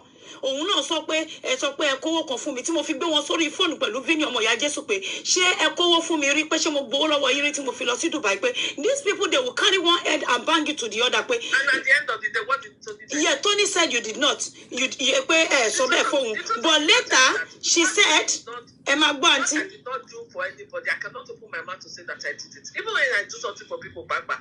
Yeah, they always say you always come back and tell them everything about me. Pé mi gbowó lọ́wọ́ yín, and which was me jẹ́ wọ́n lẹ́jọ́. This I always tell them outside pé tẹ́ bá fún mi ní shop Teba fún mi anything, even if you give me 10 houses, I say shebe mi ni wọ́n fún, kò shan she ya yin ni wọ́n fún. Shebi is me they gave. So leave me, if I'm the pauper, I'm the beggar begging from her. Even if she says so, Shebi, she didn't say I steal from her. She said she gave me. I'm a pauper, I don't have anything, and she gave me. Yes, it's me she gave, not you people she gave. So let me have the 10 houses, the whatever houses, the motto, whatever they say I got from you. So this is how I always answer people sarcastically. Because you don't expect me to be telling you all this. But since you will not let me rest, you want to hear the truth, you will hear it between me and her. I told you only 2 people can tell the truth. Whatever she says after this conversation between myself and her, I cannot beat her. She's far older. It's not possible that I'm lying on her and she's not telling me right in my face that you are lying on me. This is just myself and her on the phone. Nobody's hypnotizing anybody. Kosha possible ko beru mi. And when you said that to Adefemi Tony, what did he say? I didn't say so that I gave you money. I didn't say so that I was the one that sent you to Dubai. But when I for me 10,000 pounds to move fish passports. Passport me tigba British. Share Nigerian passport on share you need 200 pounds. Emi atosha wo alajo lo nijo na lo the only thing ton se fún wa ni pé wọ́n fún wa ní orúkọ eyan kan pé tá bá ti débẹ̀ ní tó lọ títí a lọ Nigerian house agba pali wa. Ṣé ẹjọ́ kò yé mi àbí kí ló ń jẹ́ passport ton ṣe 10,000 pounds. I heard a lot of things. And I expected her because she, every now and then, she put up updates on her Facebook profile. More expect the last jot wanting pyro mommy tell them what to talk. At least come out once and say, I did not say anything to anybody in regards to this person. You people should leave her alone. And then all I hear is I'm waiting for her to talk. I will arrest her. I want to be arrested. I want to go to court if that's what you want. I've been pushed. I am not patient anymore with you. I didn't want to do this. You know the truth. Motivate me, Esheo, Kojo Toro, Eshejo, you back up, no one yuri. Firaja, Shabu Miri. You back up. Oto le man fún mi lówó lẹ́kọ̀ọ́ kan Abike gba mo fẹ́ fún ẹ ní 500. Ó lè jẹ́ mo kò wà ní London ma sọ pé the show you did today very good though. I even wanted to send you something. I sent you 300 pounds so. Ima commercial ma gbo oríṣiríṣi wọ́n fún 10,000 wọ́n fún 10,000 yẹn ti ekere mo gbọ́ títí mo gbọ́ pọ́n ti fẹ́ fún mi tó 1 million pounds ó lè ra lé fún mi ní London ó ní lé tí mo wà yon lẹ́yìn lè ra àbí ẹ rí pé mo ní sùúrù ni ẹ ti gbọ́ nǹkan kan ẹ ní sùúrù ẹ ní sùúrù Okay, but when these people now get on my nerves a lot, that Eileen especially. Ẹ rò pé kò ń dùn mí àbí ẹ rò pé mi ò rí pé ẹ ń sọ̀rọ̀ ẹ ń purọ́ mọ́ mi mo choose láti má sọ̀rọ̀ ni. Ẹ̀yin lẹ bá mi ṣe ilé mi, ẹ bá mi ṣe gbogbo nǹkan, you furnish my house. Eileen said this. I don't think if you know she said it, can you crop that? Auntie ṣé ẹ kí n gbọ́ ni? Eileen said this. Crop that part. I know you watch you. Crop that part. Eileen go má bẹ̀rẹ̀, and then oloshi to your she tutu. And these are the things that are just depressing me. That is it that I'm not even trying, or me kí n fi owó mi ṣe nǹkan àbí mi ò ní life ni àbí is this how wretched I have now been in my entire life? Everything, but I refuse to let all this thing affect me much. It's not that it's not affecting me. It's affecting me. Let me tell you, it's depressing me. It's depressing me. And when I'm depressed like that, I know myself that this time I am depressed. I pull off. Kò ní dá fún Eileen láyé pẹ̀lú gbogbo ọmọ tó bá bí. Èpè ni mama ṣe fún gbogbo ọmọ èpè ńlá. So all the things they are saying about me, I said that it is true. And everything they say, they will say it is. Look at the landlady call me in the morning. Just about exact time till landlady pay me. Put it there. Abike, ìyá o. Did you hear? Àárọ̀ ọjọ́ yẹn ìyá yẹn pè mí landlady inú ilé mi tí mo wà ilé tán ló rà fún mi landlady yìí ó pè mí mo wá pè bóyá pè mí mo ní aunty mo ní ẹ̀yin lẹ sọ pé after oṣù mẹ́fà tí bá move in wọ́n máa bá mi convert ilé yìí sí the owner pé mo máa lè rà directly pé ẹni yẹn ò ní yọ mí lẹ́nu jù fún paperwork ẹni pé tí màmá fi wá máa san rent mi ṣeré ẹni á jẹ́ pé mortgage mi ni màá kọ́ máa fi rent mi process mo ṣàrí pé tí má ti panti pé àǹtí why tí mi ò lè rí gbogbo paperwork ilé tẹ́ sọ pé ẹ fẹ́ help me wọ́n sọ fún mi rí pé àwọn fẹ́ ra lé fún mi o èmi ò ń parọ́ mọ́yàn ó ní pé òun fẹ́ help mi tó jẹ́ pé tí má fi gba mortgage yẹn mi ò ní láti san 40% or 30% tó máa huge yẹn pé ẹni yẹn á break it down bá ṣe dórí ọ̀rọ̀ mo fẹ́ bẹ̀ wálé ni o mi ò fẹ́ kó kúrò former house mi rí tí má gbọ́ tí wèrè mi sọ pé Abike owó àtọ́ sọ pé ò nílé ẹ fún mi fídíò bí tèmi Abike ti bọ́ta wá rí pé ẹ jọ̀ọ́ o mo wà homeless mi ò nílé nínú ìlú London you just open your mouth and spew rubbish mo wá pé obìnrin pé àǹtí kí ló dé ń block mi láti bá landlady tó ní ilé sọ̀rọ̀ it's going to 4 months pé kí ni nǹkan tó ń ṣẹlẹ̀ gangan ìjọ tí mo pé obìnrin yìí báyìí bí n ṣe pé kò pẹ́ bẹ́ẹ̀ ni ọmọ tá à ń pè ń gbé pósí yẹn ṣe update òun mo sọ fún mẹ́pà àǹtí ó ṣe jẹ́ pé gbogbo nǹkan tí bá ti bá yín sọ next thing nǹkan yẹn á dé ta body language tó bá ti ń dá mi lóòní kẹ́yìn máa rò and I don't hide my feelings I call I tell her how I feel auntie I know you are the one behind all this thing the fact pé mo dákẹ́ èyí tó bá lè bá sọ̀rọ̀ tó tọ̀rọ̀ tèmi ń bá sọ nínú gbogbo yín torí ìjẹkújẹ tẹ́ máa jẹ mo fẹ́ rí I told her the pure truth pé ọ̀rọ̀ ìyá lẹ́yìn ọ̀rọ̀ sì pọ̀ ọ̀rọ̀ wa lẹ́gàn but nǹkan tó pa ẹ̀yin tẹ́ ń tútùkútù yìí nìkan ni mo kàn fẹ́ clear tí court letter yẹn fi arrive so that I will bring proof of the things that she's done to me as a person. I didn't do her evil. My money is with her.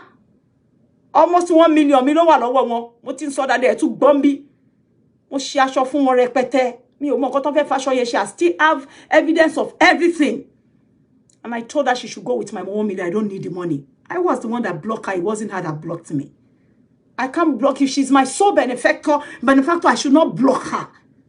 But when I saw that she was not bringing me peace, too much of complications here and there, too much controversy here and there, I decided to wash my hands off. There are people I don't like to roll with that brings me wahala. This woman is the kind of person that she will push you to war and she will sponsor the war on the other side. I swear to God. That is what I discovered about her. Hence, I decided to pull off. Okay? Èmi mi ò be. Mo ní sùúrù àbí mi ò ní sùúrù. Ẹ̀yin mi àbí ẹ̀yin mi. Abba. Yes, gbogbo Noselin tí mo sọ yìí was there no. I don't have anything. It was when the fight was hot. When Noselin used to call on Beposi pé along gbowo kiniko ìbínú ẹ̀ lèmi náà gbé lọ bá o. I don't have anything against Noselin. So whoever listening to this, I have decided to let everybody go because they don't even know what is happening. They don't know. Most of them don't know what is happening. Ọ̀tọ̀ ni nǹkan tó bìnrin sọ fún mi, ọ̀tọ̀ ni nǹkan tó wà láàrin wa, ọ̀tọ̀ ni nǹkan tó lọ sọ fún àwọn èèyàn ta. It's not that she was not nice, but nǹkan tó bá fún yàn tó bá jẹ́ 1p ni. Mention it that is 1p. Don't call it 1 million. It's about to be evicted. So yeah, our auntie said they are throwing her out of the house. Where are they getting information? I don't know. I don't know anything about that. Under syrup. The little tower kekere ino ni and we cannot say it out to anybody. Just this morning, bo shekere to ni 10,000, ni 5,000 to baba ba mi because you know man so pe o man da ki o ma shanu nkan te de ko wa la wa na nse but a gbodo fi kan Admin, can you block already if they are not part of us? Mo de sọ fún wọn nkan tí gbogbo nǹkan mi no ma sọ síta gbogbo plans èmi àti yín wọ́n ma sọ síta ẹ má gbọ́ wọ́n tún gbé jáde pé shop pé ìjọ ẹ mọ̀ pé ẹ̀wọ̀n gbé síta náà lórí Janet Tutu. I will go and screen look for this pé the day that I was doing my shop cabinet shelf that you put me on the phone, someone was hearing, the person told them, Jaga, come and give us evidence of how you do your shop, all this thing. At the end of the day, I will say, all this thing you're talking about, I don't know anything about it. That's the truth. But what I discuss with you in close, Auntie, let me tell you what. Everything we discuss is always out there anymore. So that's why I am depressed. That's why I said I'm excusing myself. You understand? I'm excusing myself. I have never been rude to you, Auntie. Mind me, moment so for you, okay, Auntie, this is my mind. I just express myself. Me okay rude to say you. So mind me for you. Oh, sorry. ṣiṣẹ́ mi. Yes, mo agree. Ọ̀rọ̀ tí ẹ sọ fún mi. Wow. I have how many workers that is in my employment that I pay every month? Over 1,000 workers. So they cannot be fighting me in a place tí wọ́n máa sọ pé wọ́n sọ pé a lady gossip this. I have a lot of people that look up to me. My younger ones, my father has 60 children. Auntie Shego, gbogbo nǹkan tí Dorcas náà tún máa ń sọ. Kò sí anybody inú family mi or inú àwọn ọ̀rẹ́ mi tó máa sọ pé mo gossip wọn rí because mi ò ní reason to. Auntie, but gbọ́ nǹkan tí Elin sọ recently, at least that one I called your attention to it. You called me. You said that. Abi? Wọ́n sọ pé you are ungrateful. I said crop it for me, then I will confront her. Boy, mọ̀ pé ṣe bẹ́ẹ̀ ti gbọ́ later ta send ẹ̀ sí yín. Send it to me. Irobo send nǹkan sí yín. Irobo send anything to me. Irobo send anything sí yín. Go send anything to me. Get me sorry line. Irobo send voice note sí yín. Go send. Ìgbà wo ló send it? Ìgbà wo ló send it? Send anything to me. Anyway, I said even Mommy Seki said she heard everything and she called you. Mommy Seki said she heard you, but Evelyn got so nonsense lẹ́nu ẹ̀. Mo sọ pé ẹ wà ungrateful. Mommy Seki sọ pé àwọn gbogbo nǹkan tẹ́lẹ̀ náà sọ. Wọ́n lọ sọ pé ẹ fún mi lówó pé kí n fún èèyàn kan. Pé mo ní ẹ fún mi lówó kí n fún èèyàn kankan rí ju kéèké. Ẹ mọ̀ pé jọ́ ìtẹ́ fún mi lówó ẹni. Ṣé gbọ́ pé ẹ fún èmi Àbíkẹ́ lówó rí kí n fún ẹnikẹ́ni rí láyé mi rí ju kéèké. Mo dẹ̀ send 200 pounds yẹn sí kéèké. Kéèké ò dẹ̀ tọrọ owó. Fún ara yín lè máa sọ pé kíyàn. And that was the only person she ever. Mo dẹ̀ send ẹ sí kéèké. Irobo ló send ẹ sí, èmi kọ́ ni mo send ẹ sí kéèké dẹ̀ pè mí pé ẹ sọ fún aunty pé ó ṣe o, he didn't ask for it. Ẹ̀yin lè máa wọnú inbox àwọn èèyàn lọ. Pé ṣé wọ́n fẹ́ gbá, ṣé wọ́n fẹ́ àwo, ṣé wọ́n fẹ́ kinní kan. Yes. So èmi kàn express mind mi fún yín pé ẹ̀yin náà tó bá yẹ pé ẹ̀yin ni ẹ jẹ́ kínní èmi ò lè stand láti rí yín pé inú ìjọ yẹn táyà tí Mom Seki tẹ̀tẹ̀ lágúmẹ̀tì èmi mo lọ bẹ̀ Mom Seki pé ẹjọ́ máa pẹ́ má bínú sáǹtì pé ẹ jẹ́ kó tán pé gbogbo àtáàkì táwọn port and border ṣe fún wọn pé ẹjọ́ ẹ bá mi pè wọ́n so that wọn ò ní máa ronú. I believe that is the way it's supposed to be, but kí wò gbàtẹ́ pé tán bá ti àtáàkì mi kò ṣe pé mi ò lè ṣe kínní but ẹ̀yin máa sọ pé kí má down and that is even more depressing. It's more depressing because èmi ò lówó tí mo fẹ́ fi gbé anybody lọ sí court but ẹ̀yin ń deal pẹ̀lú wọn ní court èmi ò dẹ̀ gbé wọn lọ sí court. At the end of the day mi ò lè lọ sí court mi ò lè sọ̀rọ̀ ẹnu mi wọ́n máa parọ́ mọ́ mi oríṣiríṣi rọ́lọ́ máa parọ́ mọ́ mi ní ojoojúmọ́ fẹ́ jẹ́wẹ́ ó ṣe kinní kan ó gbowó ó gbé lágbájá ó náwó ẹ̀jẹ̀ ó gbowó tàmẹ́ all kind of things but mo kàn máa ń wò pé well I'm not bothered as long as I know you don't talk to them but when some idiots now come out to be bringing out proof that you talk to them then it becomes scary. Ọlọ́mọ ẹ̀ kórìí mi gbàbọ̀dé mo láwọn ọmọ kéékèèké. Èmi ò sọ fún ìjọ kan pé mi ò bá Helen sọ̀rọ̀. Àǹtí ẹ mọ̀ pé ìgbà tí mo sọ pé ṣe máa ń gbàgbé pósí náà sọ̀rọ̀ ẹ sọ pé ẹ kì í gbàgbé pósí sọ̀rọ̀ rí. Èmi ò bá gbé pósí sọ̀rọ̀. Ẹni pọ̀ rẹ̀ yín kan ló rarun lọ́wọ́ ẹ̀ pé ẹ bá sọ̀rọ̀ rí láéláé irú gbogbo ayé ló dé attack àwọn ọmọ mi. Ó dẹ̀ gbé proof bọ́tà pé òun àti yín máa ń sọ̀rọ̀ pé ilẹ̀ fóun lówó báyìí. No, all those things that she brought you see somebody did the show and even prove her wrong when it was 1990. Have you forgotten that somebody, I think it was Gilbert, Dr. Ribert or so, one man that was on Facebook before, but he's not there any longer. He brought it out and brought out 1990. It's something that was doctored, for God's sake. I was not talking to her. I was not talking to that girl. But àǹtí gbà tẹ́ máa sọ ẹ̀ pé sọ pé yes pé ẹ fún lówó pé kó fi kán fi ọmọ ẹ̀ lẹ́ni court. Yes, mo sọ bẹ́ẹ̀. Báwo lẹ ṣe ìgbà tẹ́ ẹ̀ bá sọ̀rọ̀ báwo lẹ ṣe fún lówó pé kó fi gba lọ́ọ̀yà. Ṣé mo kówó fún directly? I don't give anybody money. But ẹ bá gba lọ́ọ̀yà. It was too Yeti. Ó yá àǹtí ẹ máa gbọ́ ẹgbọ́n gbà tí ó àtàkì àwọn ọmọ mi tó ṣépè fún Àǹjọ́lá fún Tímì láì orí àwọn ọmọ mi ò ní gbèpè lórúkọ Jésù. Tó bá jẹ́ pé ọmọ yín ni mí tí ọyàn kan ṣe bẹ́ẹ̀ fún grandchildren ni ṣé máa lọ bá gba ọmọ ẹ̀.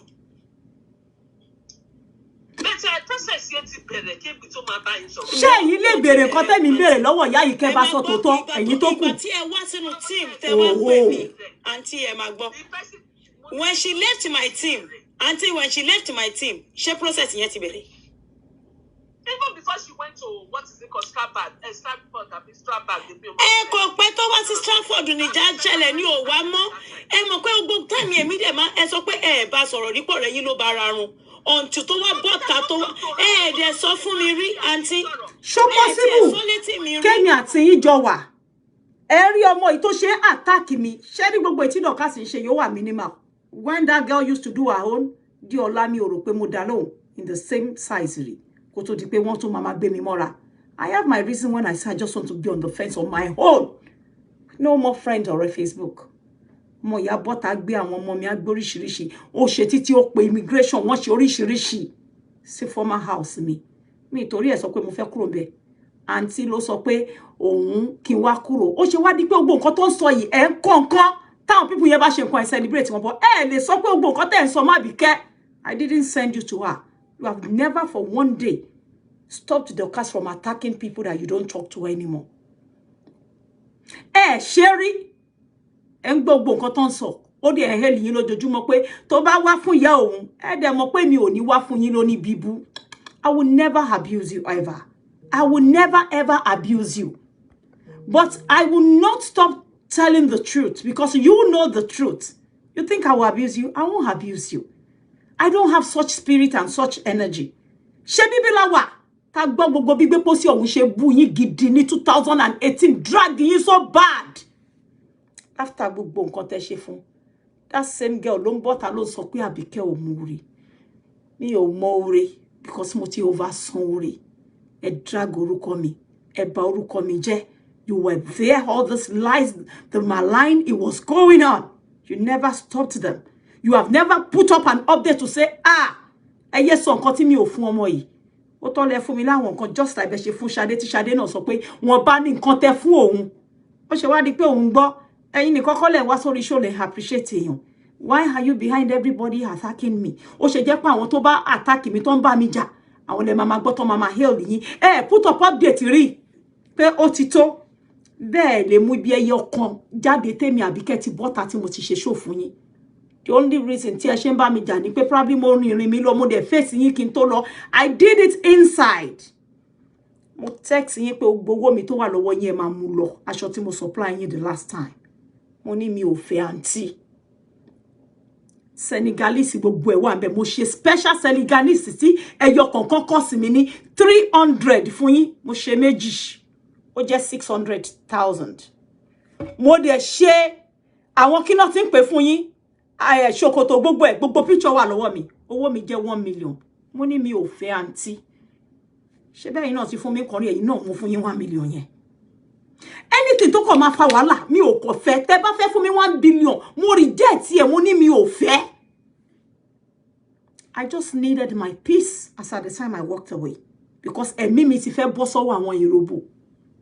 Gbogbo ọ̀nà ni ìròbó ti lò láyé yìí láti sọwọ́ mi délẹ̀ tí wọ́n rò pé mo ti gba billions ní ọwọ́ yín. Jẹ́jẹ́ mi mo jókòó. Mi ò sọ pé mo fẹ́ change ilé bọ́n ṣe pé immigration wá o. Ẹ̀yin lẹ sọ fún mi pé Abike wá máa lọ. Kó má lọ di pé wọ́n máa padà. Mo náà tí ẹ gbàgbé wọ́n ń ṣòṣì orí Facebook ẹ nínú o. Ẹlẹ́tẹ̀ ti rẹ́yàn kan o. Ẹni yẹn ó máa bá mi ṣe ọ̀rọ̀ ilé pé kí n lọ mú àdúgbò. Mo ní mo ti gbọ́. Ẹ bá mi sanwó ilé. Ẹ pè wọ́n lóòótọ́ oṣù 6 ẹni pé wọ́n process nǹkan. Mo pa àǹtí kí ló ń ṣẹlẹ̀ gangan. Gbogbo bíìlì yẹn náà gbé wá fún mi. Mo gbé fún èèyàn kan lẹ́nu ọjọ́ mẹ́ta yìí. All the bills and everything. Tí ẹ fi tàn mí. Tẹ́ ní pé mi ò lè láṣẹ́sì sónílé. Ìgbà tí mo láṣẹ́sì sónílé lónílé sọ pé ẹ̀yin àtòun ò jọ ní agreement pé òun fẹ́ ta lé òun rí. Rent lòun rent ilé òun. Mo dẹ̀ pick up rent mi. But really? They waste àkókò mi. Ni mo jókòó. Èmi ò ń parọ́ bí ṣe wà yìí. Mi ò dẹ̀ ṣe abáramóore jẹ ní ayé mi. Àmọ́ gbogbo nǹkan tẹ́ ṣe. Jẹ́jẹ́ mi mo jókòó yín ní kí wá lọ ṣe birthday fún Esabod. Mi ò tún yín láṣìírí rí ẹ̀yin lẹ pè mí pé can you help me to celebrate Esabod? Mo dẹ̀ ní àǹtí ẹ mọ̀ pé mi àti Esabod à kí n kò là. Kí ló dé tẹ́ fẹ́ kí lọ celebrate ọ̀tá mi? How do I explain this to my teammates? Ẹni don't worry, I will send you the money. Mo ní èmi àti Esabod ń jà. Báwo mo ṣe máa bọ́ta tí mo ní mo fẹ́ wá ẹni kì í ṣá lọ ṣe. Mo dẹ̀ ní ó dá mo ti gbọ́. How come? Emma so far when you catch Abike in Nigeria, she will rot in prison. The Bama Abike be. I want a got to the cast and it on be yala jao one day bisire. Ko bota ko soro. She be worse ni. She ti panyori. En kono man panyon me won panyon le meji. Mi o niru patience yen fun yin mo men. Use bullet yin once and for all. Get our boys on the road for me. Me Abike ni mo so be. Enough. Enough of gbogbo she ipa nothing buy up with me. What is it? Ẹ̀yin le mi mi ni. Àwọn Dorcas no le slave gbogbo gbesi ayé wọn àwọn yẹn lẹ́rú owó èmi ò sínú ẹrú owó. Èmi Abike mo kọjá ẹni tí ẹnikẹ́ni máa náwó sí pé ẹrú owó. Tí ló gé mi tó gé mi jẹ le ṣe lè mú evidence bí tí mo ti ever wá tọrọ owó àbí tí mo kọ́kọ́ wá bá yín láyé mi. Mi ò gbé phone yín for so long. Ó ṣá ló ń pè mí pé eje tí ẹ dá ẹni yìí lóhùn. Àfìgbà tẹ́ dájálẹ̀ láàrin mi àtòṣà. Ẹ dájálẹ̀ láàrin mi àti Ìròbó. Ẹ̀yin gangan lẹni tẹ́ cause major problem fún wa ní inú team. Pátápátá mo sọ fún yín bíbá ẹ máa gbọ́ o. Bí ó ṣe jẹ́ pé gbogbo èèyàn ẹ̀yin lẹni kí n lọ sá fún ya biscuit náà pé ó máa ṣe nǹkan fún mi nínú shop. So létí mi rí. You see it's like mo enemy yín. Mo dẹ̀ ń bẹ enemy yín sọ̀rọ̀. Mo dẹ̀ ń bẹ yín sọ every day. Mo dẹ̀ rí ko enemy yẹn ṣe fún yín bó ṣe affect yín. Mi ò dẹ̀ sọ létí yín rí pé mo ń ṣe nǹkan kan to assist that your enemy. Shebo. Do you know what? You know I run a charitable organization. From the no, I run a charity. Okay. It is from that charity that I do scholarship. It is from that charity that I do empowerment program. Oh. That charity, I've been doing it for the past 15 to 16 years. Kì í ṣe ní mo ń bẹ̀rẹ̀, mo ti ń ṣe for a long time. What we do is that when you make profits, you take out 25% of it. That is the law. You take out 25% of it and give back to the society. That's what they call corporate. Auntie, you couldn't take àwọn tó ń jà lẹ́yìn give back to tẹ́ ṣe fún àwọn tí wọn ò jà àwọn tó yẹ ìyà ń jẹ pọ̀ rẹpẹtẹ lórí street. Why àwọn tó wà no Facebook fracas? Big gbẹ́pọ̀ sí yìí sí profit charity. Ẹ jọ̀ọ́, ṣé yàn máa tún ṣe dáadáa ju bí mo ṣe yìí lọ? Ṣé wọ́n fi bòyá olówó? Ẹ gbọ́ nǹkan tí mo sọ fún gbà tẹ́yìn ò síbẹ̀. Ẹ bá ń pariwo tẹ́ ń sunkún pé tó bá bí Àbíkẹ́ rẹ̀ mo ti dán mẹ́ẹ̀ẹ́dọ́gbọ̀n rú ẹ̀wò nínú ilé pẹ̀lú èmi àti ẹ̀wọ̀n náà wọn kò rí nǹkan kan fi mí ṣe. Òun ni mo bí yẹn pé aunty, why are you just involved with people that are fighting alone? Èmi àti ẹ̀yin ò lè bí ẹ̀yin ti ta sóòlù yín fẹ́ ṣù. Gbogbo ẹ̀yin tó kọ́ ẹ ti jẹjẹ kú jẹ. Ẹ fún Àbíkẹ́ ní kudos. Ọ̀gá ni when they call her a queen, it's because she deserves the crown. I am a fearless dove. People only die once, they don't die twice. Tó bá fẹ́ pààyàn wo anything níbo pa lẹ́ nǹkan ṣe tún máa rí mọ́ tẹ́ bá fẹ́ yẹn lómi. That's it. But then you are left with your own conscience. Kí conscience ẹ máa bite ẹ kiri all the days of your life. Kí gbogbo evil ẹ máa hunt ẹ. I told her when it was left between myself and her pé enough auntie. Ó ṣe jẹ́ pé àwọn tó ń jà tí gbogbo gboro dàrú nìkan lẹ wà involved pẹ̀lú left and right. Ẹ̀yin lẹ máa fẹ́ ni tó ń jẹ ilé máa fẹ́ ni tó ń bá jà. When there are so many people indigent on the street, so many cases here and there. Now the streets that you are talking about, like who? There are so many, auntie. If you want me to bring like 100 for you today, I will bring. The truth of the matter is you hardly even know me. But gbẹ́pọ̀ sí àwọn tó wà nínú Facebook fracas yìí. Because you hardly even know me. You don't know the kind of people I'm empowering. Oh. You hardly know me. Ṣé àwọn èèyàn tó ṣe tó ń jà lẹ́ empower auntie? Àwọn tó ń jà báwo? Tó ń jà lórí Facebook, ṣé àwọn lè fẹ́ empower? Ṣé àwọn tó wà on Facebook nìkan ni mo empower? Nǹkan tí mo sọ fún yín sínsìn náà nìyẹn auntie. Nǹkan tí mo ṣe béèrè lọ́wọ́ yín pé why tó ṣe ní ṣe with everybody in this Facebook, me, Dorcas, àwọn tó tẹ̀ wá tún wá wicked jù. Ẹ mọ̀ pé jọ́ sí ẹ̀yin lẹ́ni pé kí wá lọ ṣe bẹ́ẹ̀ dé fẹ́ sábọ̀dù pé máa fún mi lówó. Gbogbo ẹ̀ náà àwọn máa yé àtàkì mi. Ẹ máa ṣé mo kẹ́ mi ò sọ́ sí. Ṣẹgbọ́ àbí ẹ̀gbọ́. Ìjọ sí tí mo pariwo tẹ́sábọ̀dù sọ pé wá bá òun lóòótọ́ mi ò believe ní ayé yìí. Because mo ń bi wọ́n pé why tí ẹ fẹ́ kí n lọ celebrate Esabod tèmi àti ẹjọ́ ń jà aunty ẹni kémi ṣá wá lọ celebrate Esabod mo ní but Alhaji ti parí jẹ́ yín sọ pé torí pé fẹ́ mi date peace mo ní ìyẹn ò ń ṣe peace mọ́ kí lẹ fẹ́ kí n lọ celebrate ẹ fún bá ṣe dé látẹ̀kọ́. This time she never told me that she has ever spoken to Pause and Ponder. Ó shock mi jọ́ tí mo gbọ́ pé Pause and Ponder ṣe show ó ní òun aola gbogbo àwọn yewe mo fẹ́ tọ̀ sí ara mo ti ń bi ìyá yìí ti pẹ́ pé do you talk to them? She say never ever. until I was able to confront her like this. And this was the last time I spoke to her. And reason for the recording is because I know there's been so much lies, which were the things I was asking her. So I decided to put in my phone anything. Láti join pé I know pé ìjọ kan wà tí èèyàn máa need òótọ́ yìí. You will never find me play anything before this ever about her. But it was the last day I spoke to her ever, and I have made up my mind on this day. That will be my last conversation with her. Because she has put me through so much agony, so much stress, so much depression that I could not even handle. Okay? How can somebody call you herself your auntie? And she's killing you on one side and using style to save you on the other hand. What have I done to you? Why are you sponsoring virtually everybody in the war against me? Why are you with them? Okay, you can't call yourself my person and you are pitching your tent with all my enemies. This was as at the time Facebook ulegidi ti ogbono boy. I don't think I will have enough time to cover Bukini, but I want you to know that this is a one-off conversation. For her to have been on the phone with me on this day for over 2 hours. Kelly mokwe mama mi ò ráyè ẹjọ́ tó tó yẹn. I have never stopped her from helping anybody. I don't even know anything about herself and Oshari. So how did we get to where we are? To ye pe eleya sọ pé wọ́n fún ẹ ní shop, wọ́n fún ẹ lówó, to wọ́n sọ pé wọ́n fún ẹ 100,000, ẹlòmí sọ pé wọ́n fún ẹ 10,000 owó passport mo lé mi. Ó tọ́ ló máa ń fáwọn èèyàn kan, and I was not the only one. Now I understand Sade's agony and cry that day. Why Sade came out crying. I could not even come out that early. At least it was immediately she tried it with Sade. Sade came out. Did you see her go after Sade? Instead, she called on the show that same day. But why is it me? Because she has surrounded virtually everybody around me with money.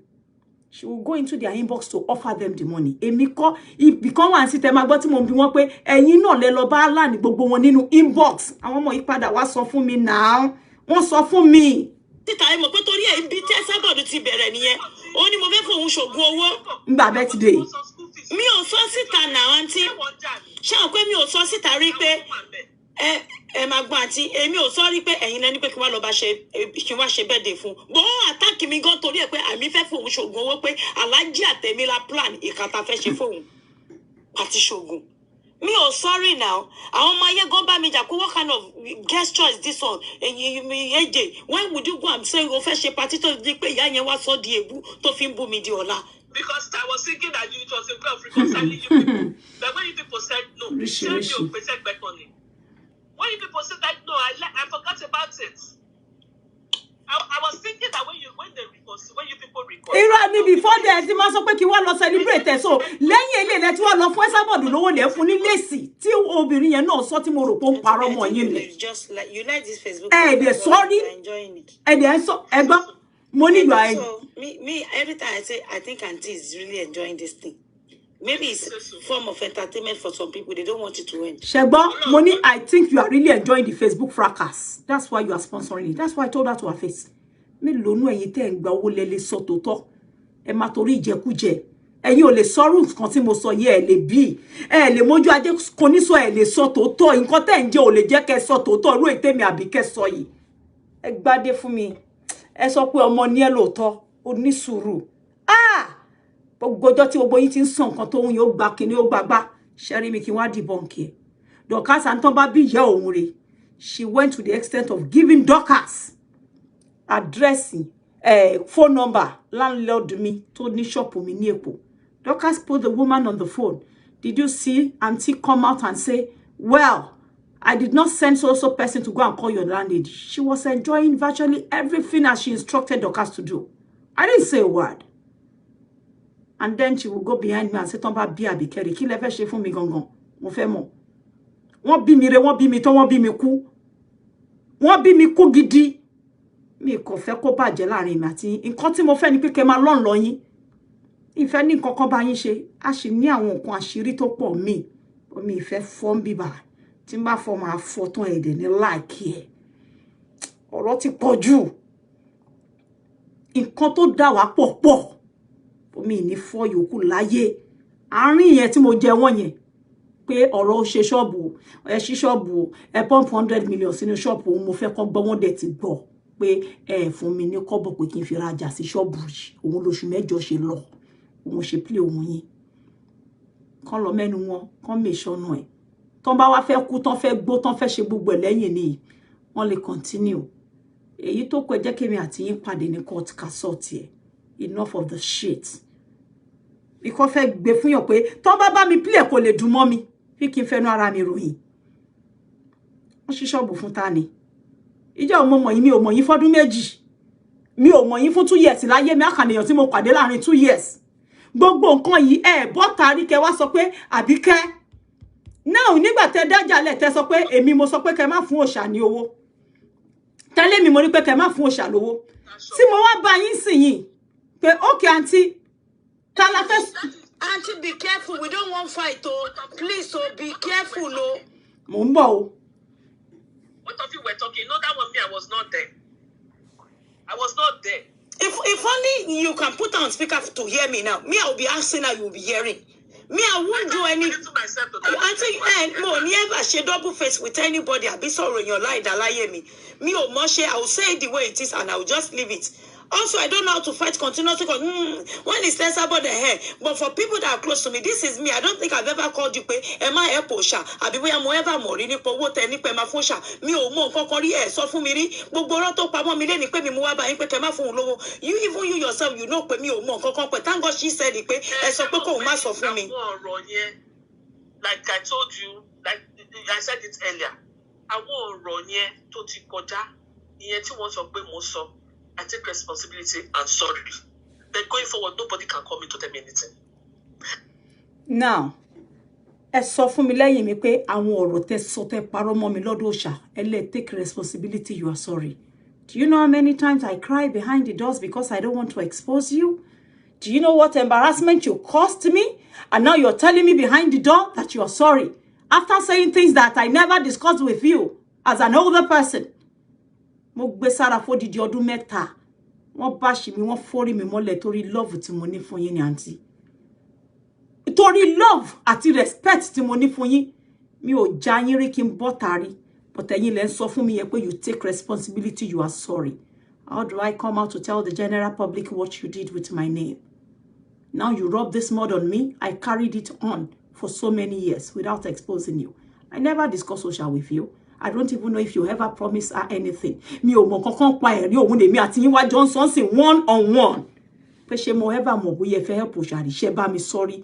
Ẹ̀yin náà lẹ tún wá lọ sọ fún Òṣà pé don't tell Abike o about what I don't know. And she never told me truly. Ẹ̀yin lẹ tún wá lọ sọ fún bóyá sọ pé ẹ̀yin lẹ ní kó má discuss ẹ. Jẹ́jẹ́ ni mo jókòó ẹ̀yin lẹ sọ pé kí n lọ gba gbogbo báàgì tẹ́ kó fún Òṣà mi ò mọ̀ nǹkan tó ṣẹlẹ̀ láàrin yín lójijì tẹ́ fi wá bá mi ò mọ̀ pé ti jà ni. Mi ò dẹ̀ pé Òṣà bá jàrí ẹ bá rí pé dọ̀dọ̀dọ̀dọ̀ wà kó báàgì lẹ̀. Why tẹ́ wá ń parọ́ nǹkan tí mi ò mọ̀ mi káàkiri tẹ́ ń fi mi gbà yìí. Ọ̀rọ̀ sì pọ̀ ńlẹ̀.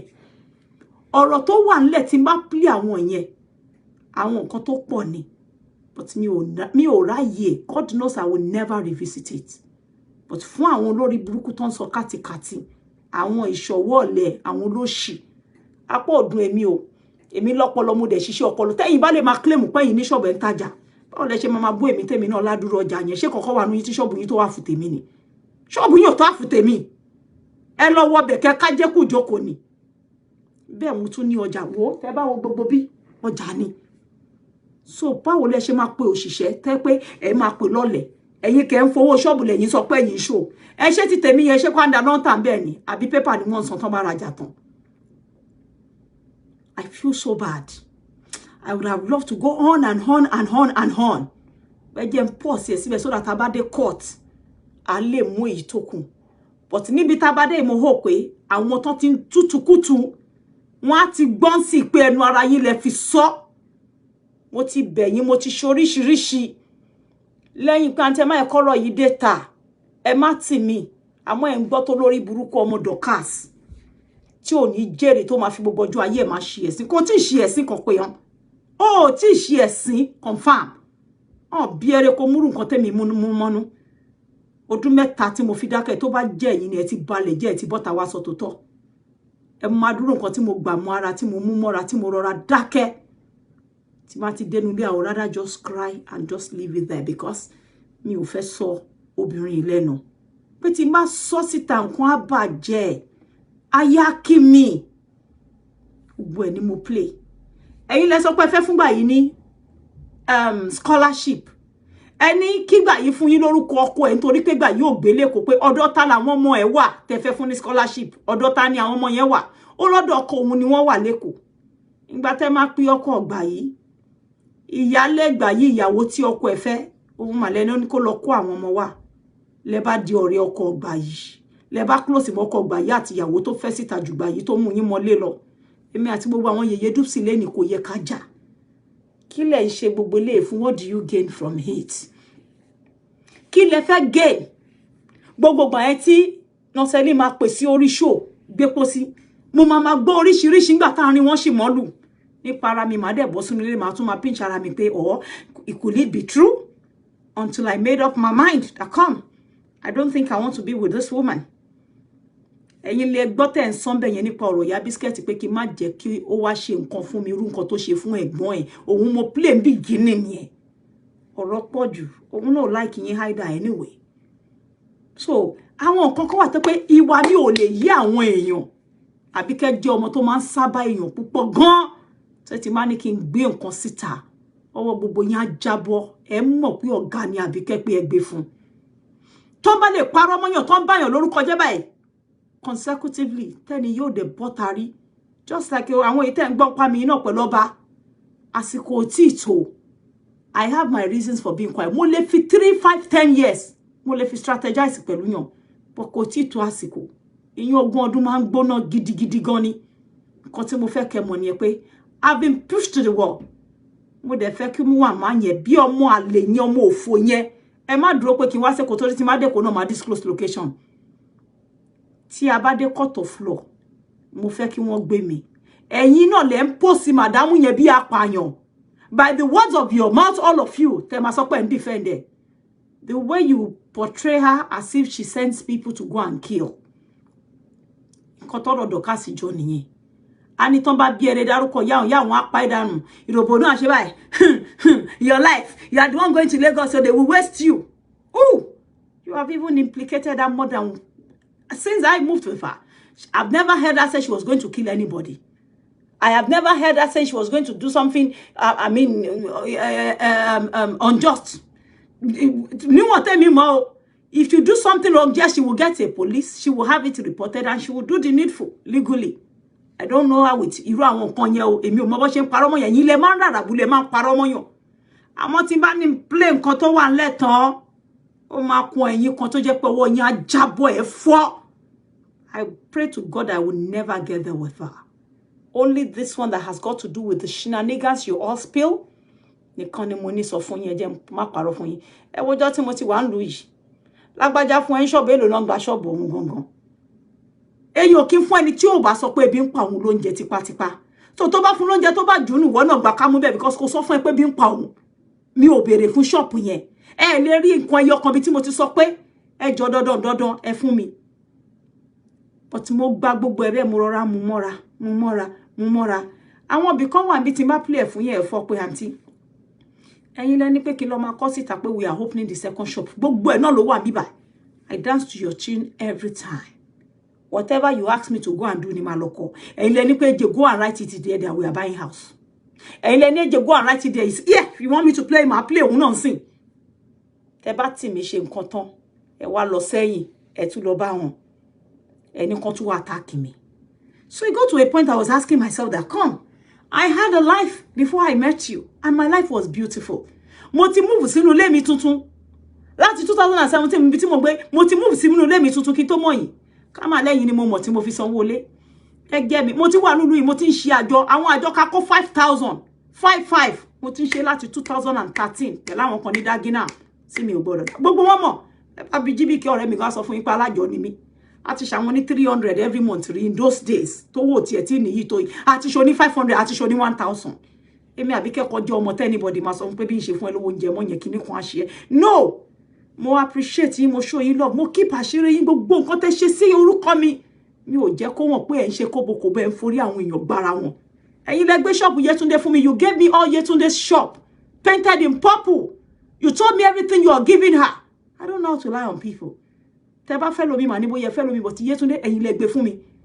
They want in design shop Yetunde pé ẹ ti bá ṣe cabinet, and Yetunde was in the shop there the day. She sent you a video and you gave everything to me. Ẹ̀yin lẹ gbé fún mi. Mi mọ nǹkan tẹ́ gbé fún mi fún. Ìbáṣepọ̀ rí mi ti pé kí n turo pé bó ṣe ń ṣe shop tèmi náà máa sọ pé kán lọ máa gbé fáwọn ẹlòmíì. But thank God, did I release it till tomorrow? Of course I did not, because I'm sure if I had released it, she would have known. But orojo ọmọdé sí mi.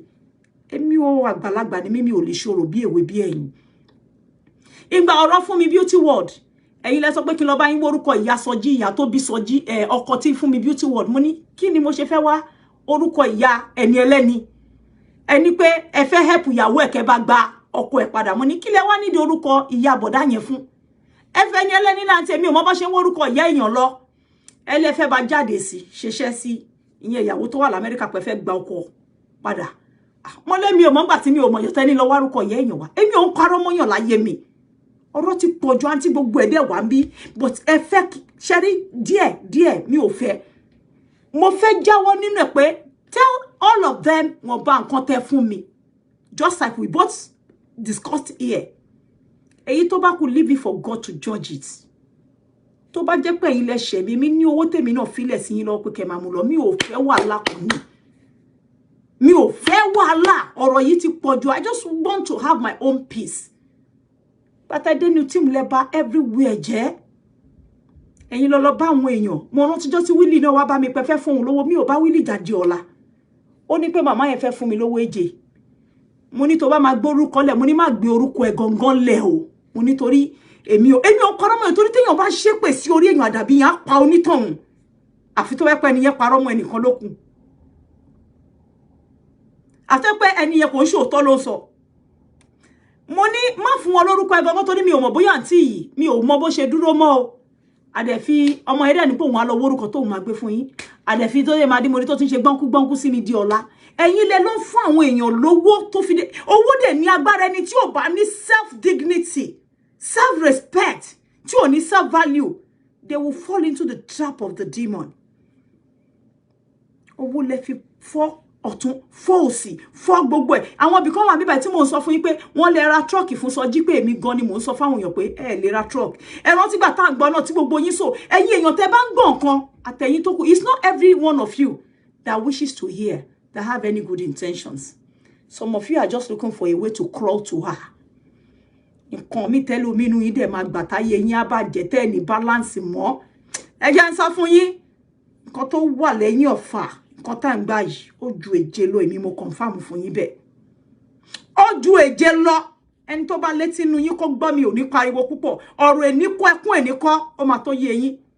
Ẹ ní pàdé òfun ní tọ́rọ́ fi gba pọ́n mẹ́ẹ̀dọ́gbọ̀n lọ́wọ́ yín ní àlàáfíà àti lọ síwájú yín. Kí ló dé? Kí ló dé? Ẹ̀yin mi náà so ní find out ẹ kàn máa dá sí ọ̀rọ̀ ẹ máa tútùkùtù àwọn yẹ ṣe wọ́n ní ṣọ́ọ̀bù kan tó fi ń ṣakọ wọ́n ní ìyá kan ló ṣí fún gbogbo ẹlẹ́gbọ́n yẹn mi àti ìyá yẹn gangan lájọ ń sọ yẹn pé mi ò gba kọ́bọ̀ fi ra nǹkan sínú ṣọ́ọ̀bù yẹn rí lọ́wọ́ yín rí. Ìjọ kan ẹ pè mí ẹni pé àwọn máa gbé jewelry òun mò ń sọ yín pé àwọn gbé jewelry kankan wá fún mi rí. Ẹ̀yin náà dẹ̀ down ó sì wà ń bí náà pé but you didn't pick the call. I deliberately don't want it because as at then lẹ pàṣẹ fún mi pé ẹ fẹ́ rí ya biscuit around me. Mi ò dẹ̀ fẹ́ wàhálà yín, okay? Darling, okay. I'll call you. Where's your jumper? Okay. And it's gonna be colder later.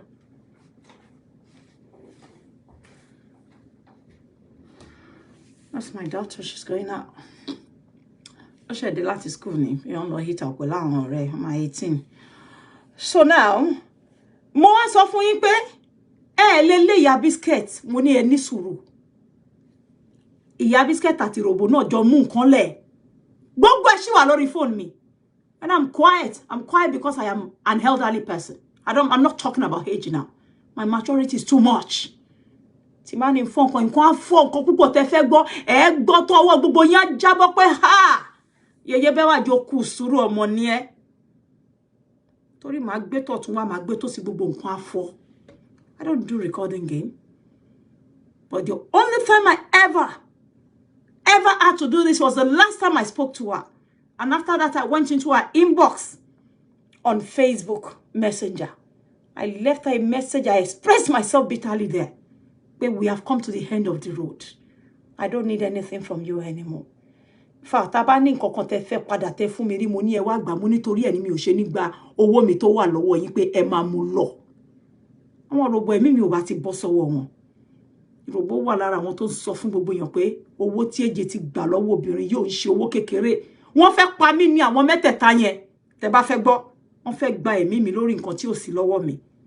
Torí mò ń dán kọjá nǹkan tí obìnrin yìí gan fún mi. Ìgbà tí mo lọ Dubai, àǹtí pè mí pé Abike, ibo lo ti rówó tó kàn ṣe yàlàyàlà àǹtí ẹ pé já wa sí mo náà àǹtí èmi ò ṣe ọmọdé. Téèyàn kan ṣe rán mi bí ṣe máa gbádùn ayé mi pẹ̀lú ọmọ méjì. Ṣéèyàn kan mo bímọ fún ni. Ṣé ó máa wá lé koko tó yẹn káyé mi wá bàjẹ́ ni? Ẹ̀dẹ̀ ń gbé gbogbo information mi fún Dorcas nǹkan tí ó sì. Ẹ̀ ń fún ní false info. Ìjọ ń bá ready ń bá ṣì gbèsè ayé ẹ̀ fún bí a lọ pokùnso. Látẹnu yín náà ní ẹnu mi kọ́. Mi ò tí ráyé olórí burúkú ọmọ yẹn. Ẹ̀sìn tó dojú kọ tó kó máa fèsì kó lọ máa jẹ́ lọ. Ẹ gbé jáde like 100 times. Ẹ sọ fún Jọ́tà Débísì ìyá ẹ̀ bá ripe láti handle mic pé mi Àbíkẹ́ á fún ní full attention. But right now, mi ò ráyè full attention pẹ̀lú ẹ̀.